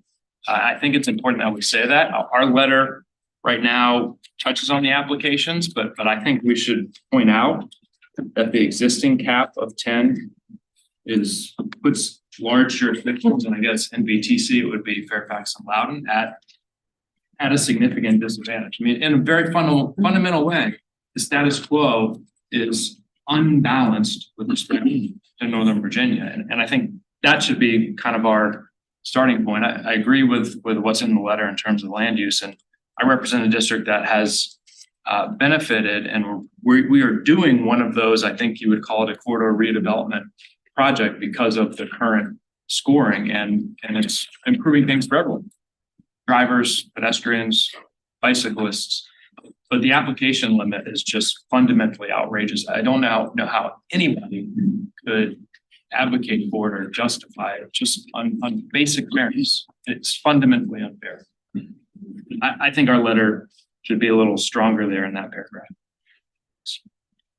So thank you, Mr. Walkinshaw. So the recommendation, for those of you who have the letter in front of you, on the second page, the first paragraph below the numbers. Right now it says there are significant transportation needs. We recommend the CTB consider keeping the number of eligible applications per applicant the same, as reducing the number of applications would not in itself guarantee better quality applications. So you are recommending adding to that. Yeah, I would say something along the lines of the existing cap of 10 applications for jurisdictions over 200,000 significantly disadvantages larger jurisdictions. You may even want to say, there should be another tier. Yeah. I mean, there is a middle tier that's been proposed that will affect a few of our jurisdictions in Nova, so it wouldn't be dropping to 2. But I did make the point in the board meeting that it was kind of ridiculous that, Fairfax was limited in the way that it was. Yeah, So, I mean, the per capita number of applications is just wildly unbalanced. yes. I think that's important, right? The per capita, because even though there are tiers, there's such a. Well, I mean, anybody over 200,000 is all in the same group. And I think your point is well taken that there are a handful of jurisdictions at over 500,000 or, pick your number and you could suggest that. Yes, Mr. Stenberg. I think we should actually consider that because, James, you make a good point. However, given what you told us, Mary, Loudon and Fairfax would essentially get all the money for this entire area. Not Well, it's just for necessarily. the application. Yeah, I know, The projects would have to score. Yeah, I and- know, but- And they don't, I mean, 1 year Loudon. Look at that list, the list has changed. Yeah. I mean, Well, Prince William would probably be in that category as well, over 500. But I think part of the challenge is there's been so many changes now, so Yes, late, and so we're exactly. trying to refine this language. So, from what we shared, I know we were hoping to get the letter out today, but no, We have a or little bit of time in the calendar before that. so I think go back and look at it, and figure out the right wording, because I think there are a few points about how to make it most effective, whether it's having a specific recommendation or just generally saying how. I think, the suggestion to have another tier is probably a very good one for us.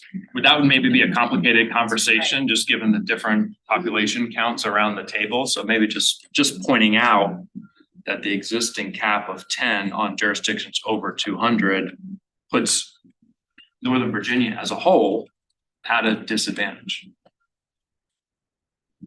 Do I see any objections to that? So would you like me to read all? no, that? because Arlington, would, I mean, how do you separate Arlington and Alexandria? To be honest, I mean, they're close enough that, it just. Sandy actually. Go Best ahead. practice Yeah, to introduce proportionality in access to the program based on one criteria. When population is one criteria, any volume that, any variable that reacts to volume. So it could be the size of the transportation system, or, the number of corridors, or the number of. So population, I think, is a good proxy here. And this is logical to have, and this is the practice. I mean, normally you have a base distribution of accessibility, and then you have a tiered distribution that takes into account that. Now, I believe that our more dense jurisdictions have to think a little bit about, what this tiered approach should look like, and but this is something that you are just correct as you probably go. There's a lot here. I mean, including the idea of multipliers that is kind of, I don't see the method here, but clearly the program wants to achieve certain things, and or should score based on the importance of people to understand. But taking land use out is just not a good idea for nobody, including for those who may have, less land use. I'm afraid that ship has totally sailed. I'm afraid that too, but on this, I fully agree. Okay, Mr. Scott, and then Mr. Snyder. Yeah, and Madam Chair, I'm pretty good at counting votes, so I know where this train is headed. It's an editorial comment. I'm gonna vote no to authorize the sending of this letter, and my argument for that is I'm a little disappointed that the secretary or the staff that put this proposal together were not invited to present on it. I understand we all come at this from different perspectives and have different thoughts, but to not have invited the secretary or his team to present on the smart scale changes, no matter the late date that these were presented, and I have a little difficulty authorizing sending a letter. So my vote's going to be no. It's not on necessarily the contents of the letter, but I would like to hear from OPI why these changes are being proposed. Okay, thank you. Mr. Snyder. Thanks. So we're a slightly smaller jurisdiction than Fairfax County, but that's irrelevant. I think for me that the big message here is BRT, bike, and ped. And I think it's reasonable for this commission to comment on that. And so I'm willing to move forward on this. I have no issue with, if the secretary wants to come and discuss this more with us at any time, it's fine. The problem is the clock is ticking on this. Decision is going to be made early in December, right? Right. We just don't have time to do that. And I don't want to lose the basic message here that Nova is being harmed generally by these changes, as are BRT, bike, and ped. And it seems to me that's what we are. Madam Chair, looking at timing, is there an appropriate time that we could invite the secondary staff to pay? I need to confirm when the Committee or commission. deadline is. I do believe we have VDOT, well, they're watching, I was to say, they were invited to be watching the YouTube on this, but they're obviously not here presenting. No, I don't know the deadline for, I think the deadline for comment is November 15th. yeah. So So these were submitted on, October, so. Would it make sense in the letter to just add a comment, knowing that there's a deadline for comment, but we would appreciate, we would invite them to engage with us. Sure. Further. I mean, I think what I said in the lesson, that the letter express our concerns. And invite the secretary, or staff, to continue the dialogue. But the problem is we're facing a deadline that if we don't say anything now, it's done. And that's the problem. Yes, Mr. If I could ask that Supervisor Walkinshaw's suggestion on including language be included in the letter, and perhaps it can be circulated, for final. Yes. Final. I think we appreciate that. We've got that. Yeah. Great, thank you. So we will include that language and Inviting the secretary. inviting the secretary. And I think that's all I heard. And then we do have a little bit more time, so we will circulate that electronically before finalizing it. Yes. Can I just ask you, besides, how long has this been or how long is this being worked on? we started on in January. They did some survey work. They hired a consultant firm. And then they came up with a list of things. Our first retreat on it was perhaps in July. Yeah. Now, if I recall in the past, Ms. Mattice, correct me if I'm wrong, when things like this that are going to have a major impact on funding, particularly in an area that, as James said, provides a lot of financial support for a lot of these programs. Typically, there's been a more proactive approach from the state itself to reach out to you to come to present on various things. Is that a fair statement? Yeah, I don't want to mischaracterize this. I know the localities have been very, very much focused on this with their staff. And so we were alerted of the interest of bringing this to the body at a policy committee we had just a couple months ago. So we dove in at that time.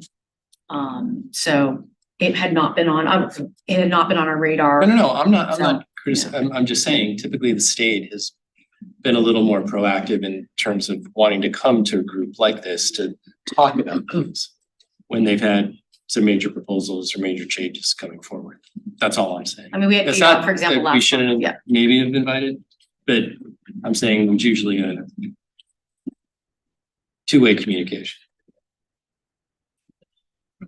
Okay, well, I think we invite, Madam Chair. yes. My suggestion would be we express our concerns. This is our understanding, express our concerns, invite the secretary to respond with whatever their views are, and there can be further discussion. But if we don't get these concerns in now, we lose the opportunity. I think we have consensus on that. So I appreciate Kate and her team moving forward. I'm looking at time and I'm gonna move us forward because we're not submitting the letter tonight. So is it possible to get action with we'll That's get what the I'm wondering. language and we will circulate it? You want to circulate it to the general group or to the I will- executive? We'll take the direction.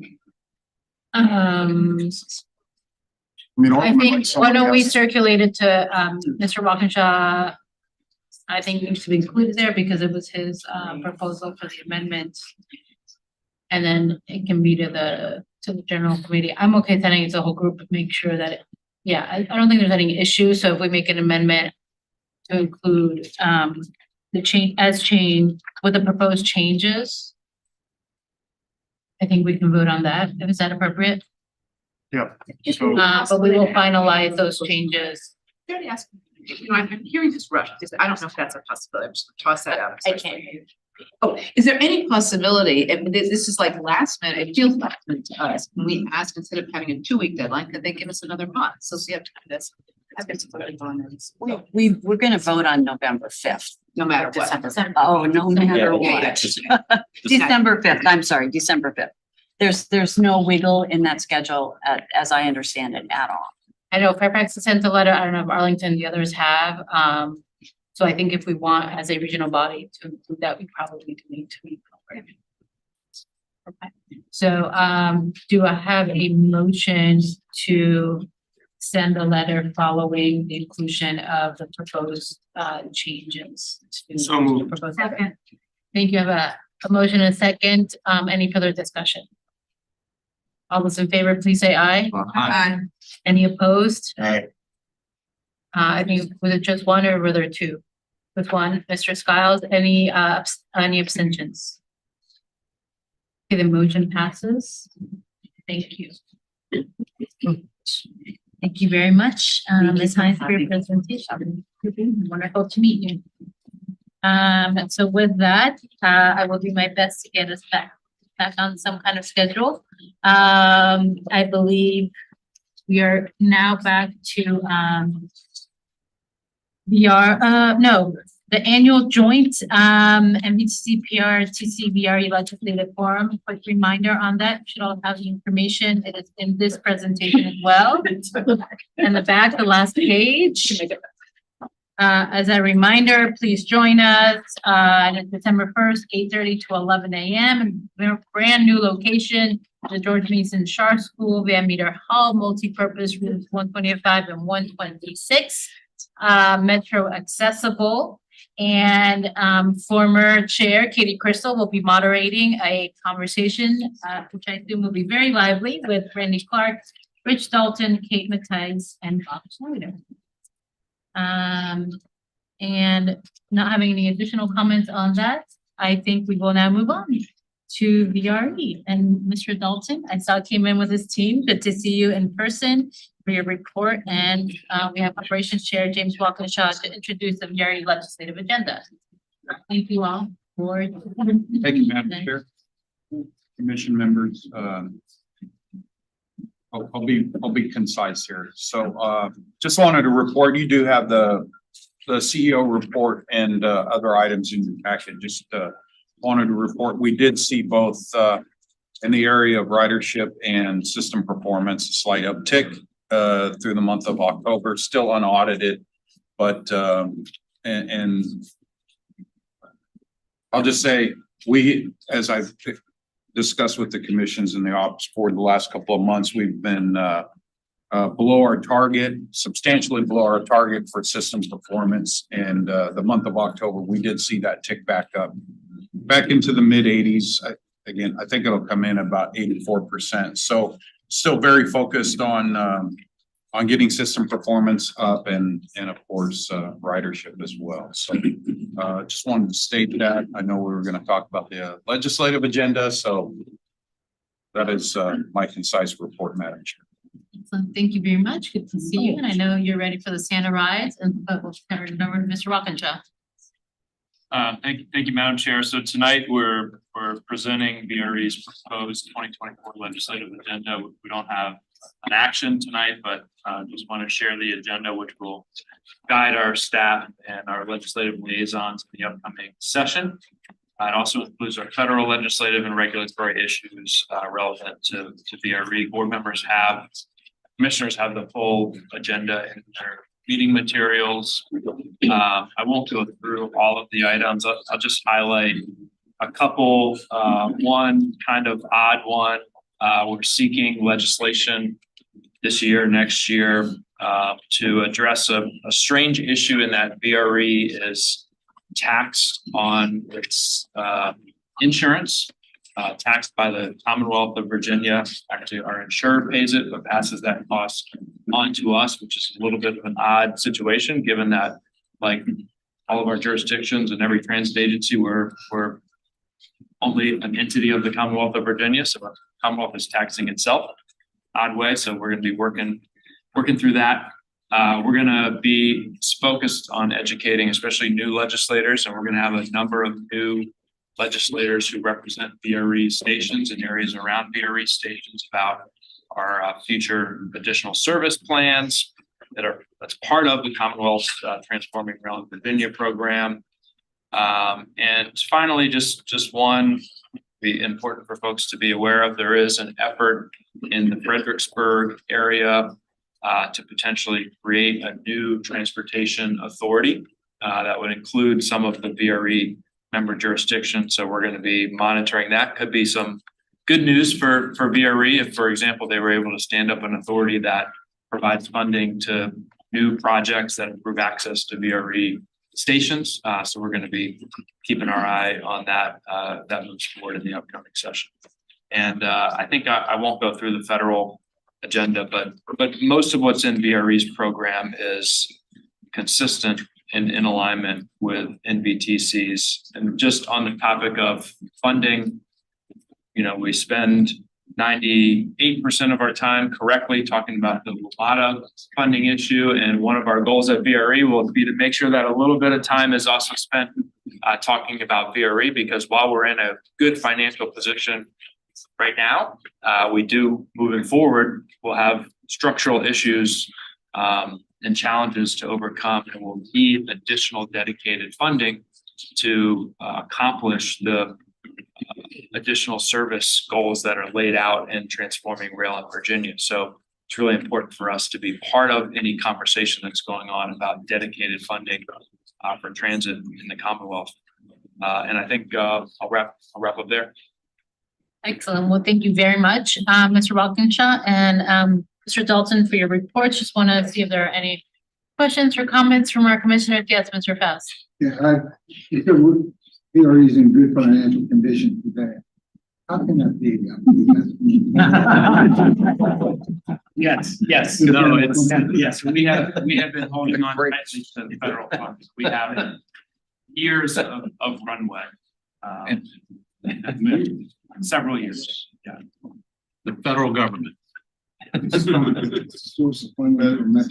Yeah, it wouldn't go very far to fill Metro's hole. Fiscal year 25 begins to be a great. To speak up, we have a lot of noise behind us. It's very hard to hear. Sorry.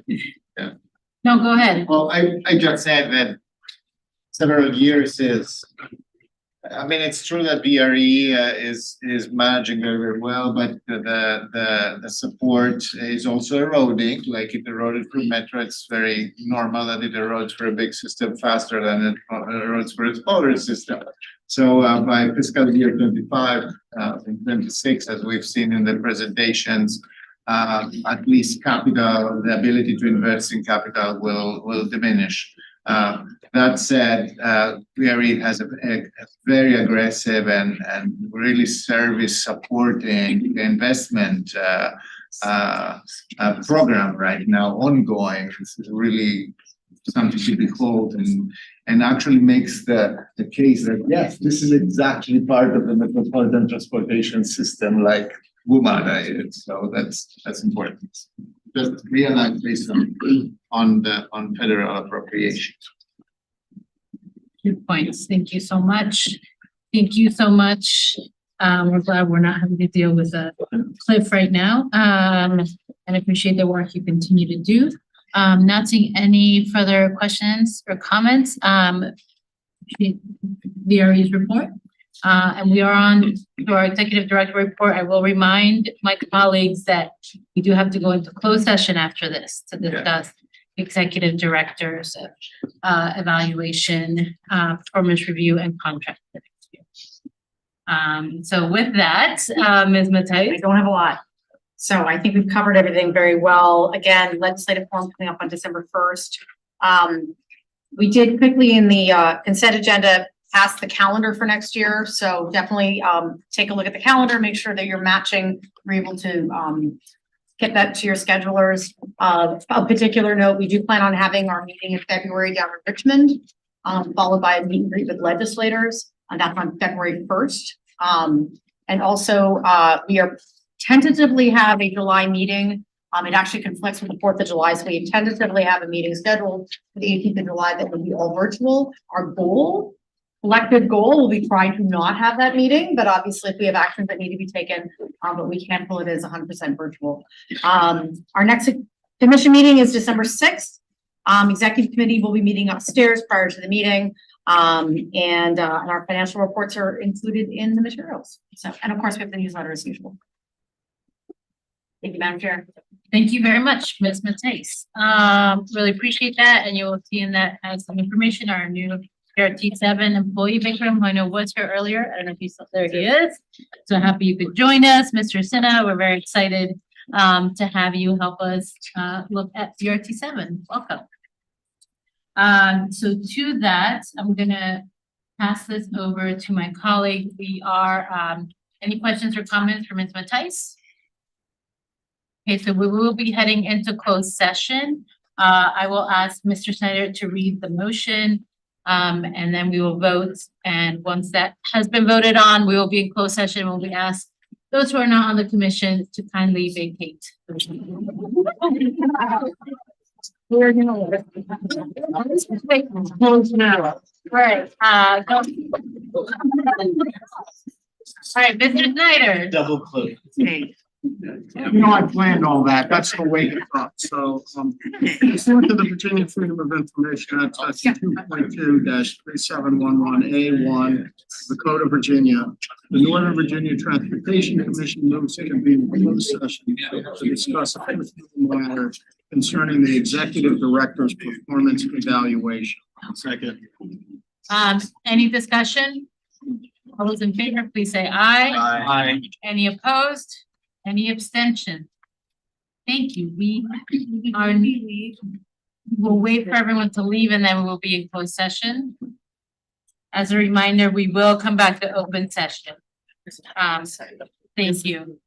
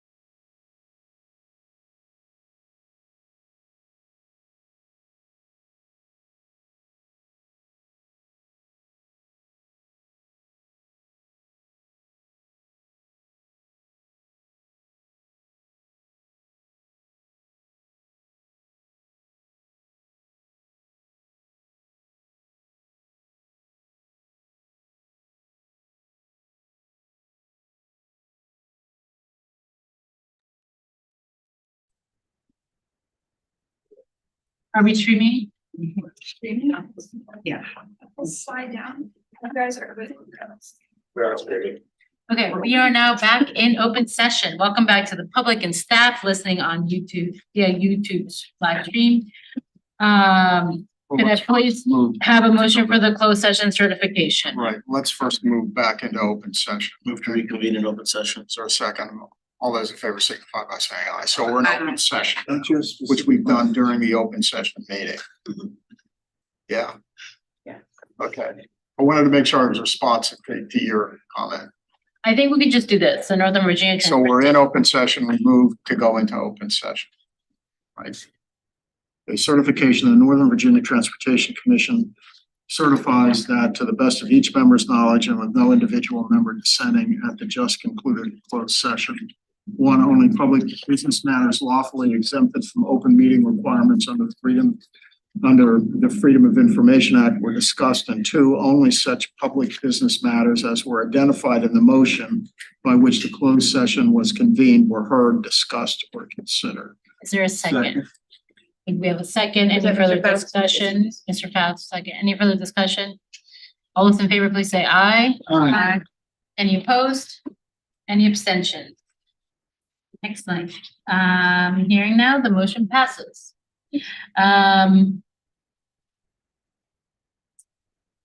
Okay. Now where's my action? So now I move, I'm just gonna create I move approval. Do I have a motion? I don't think so. So we didn't write one up because we didn't know what the action would have been coming from here, but is it approval for an amendment? Yeah, to so, the employment contract? I wanna make sure I'm saying it appropriately. Amendments. Yeah, I wanna just look at legal counsel if that's okay. I think if you say I move approval of the proposed amendment to Mr. Price's contract. Then that's perfect. Okay. What is before the committee. Consider that my motion. Excellent. Any further discussion? All those in favor, please say aye. Aye. Any opposed? Can we get maker in the second? Yes. I was just. So, Thank you. and you said so moved, I could not hear. Yeah, okay. Great, thank you. All right, to that. Are we all good? You heard everything? All right. Thank you all very much. Thank you for your patience.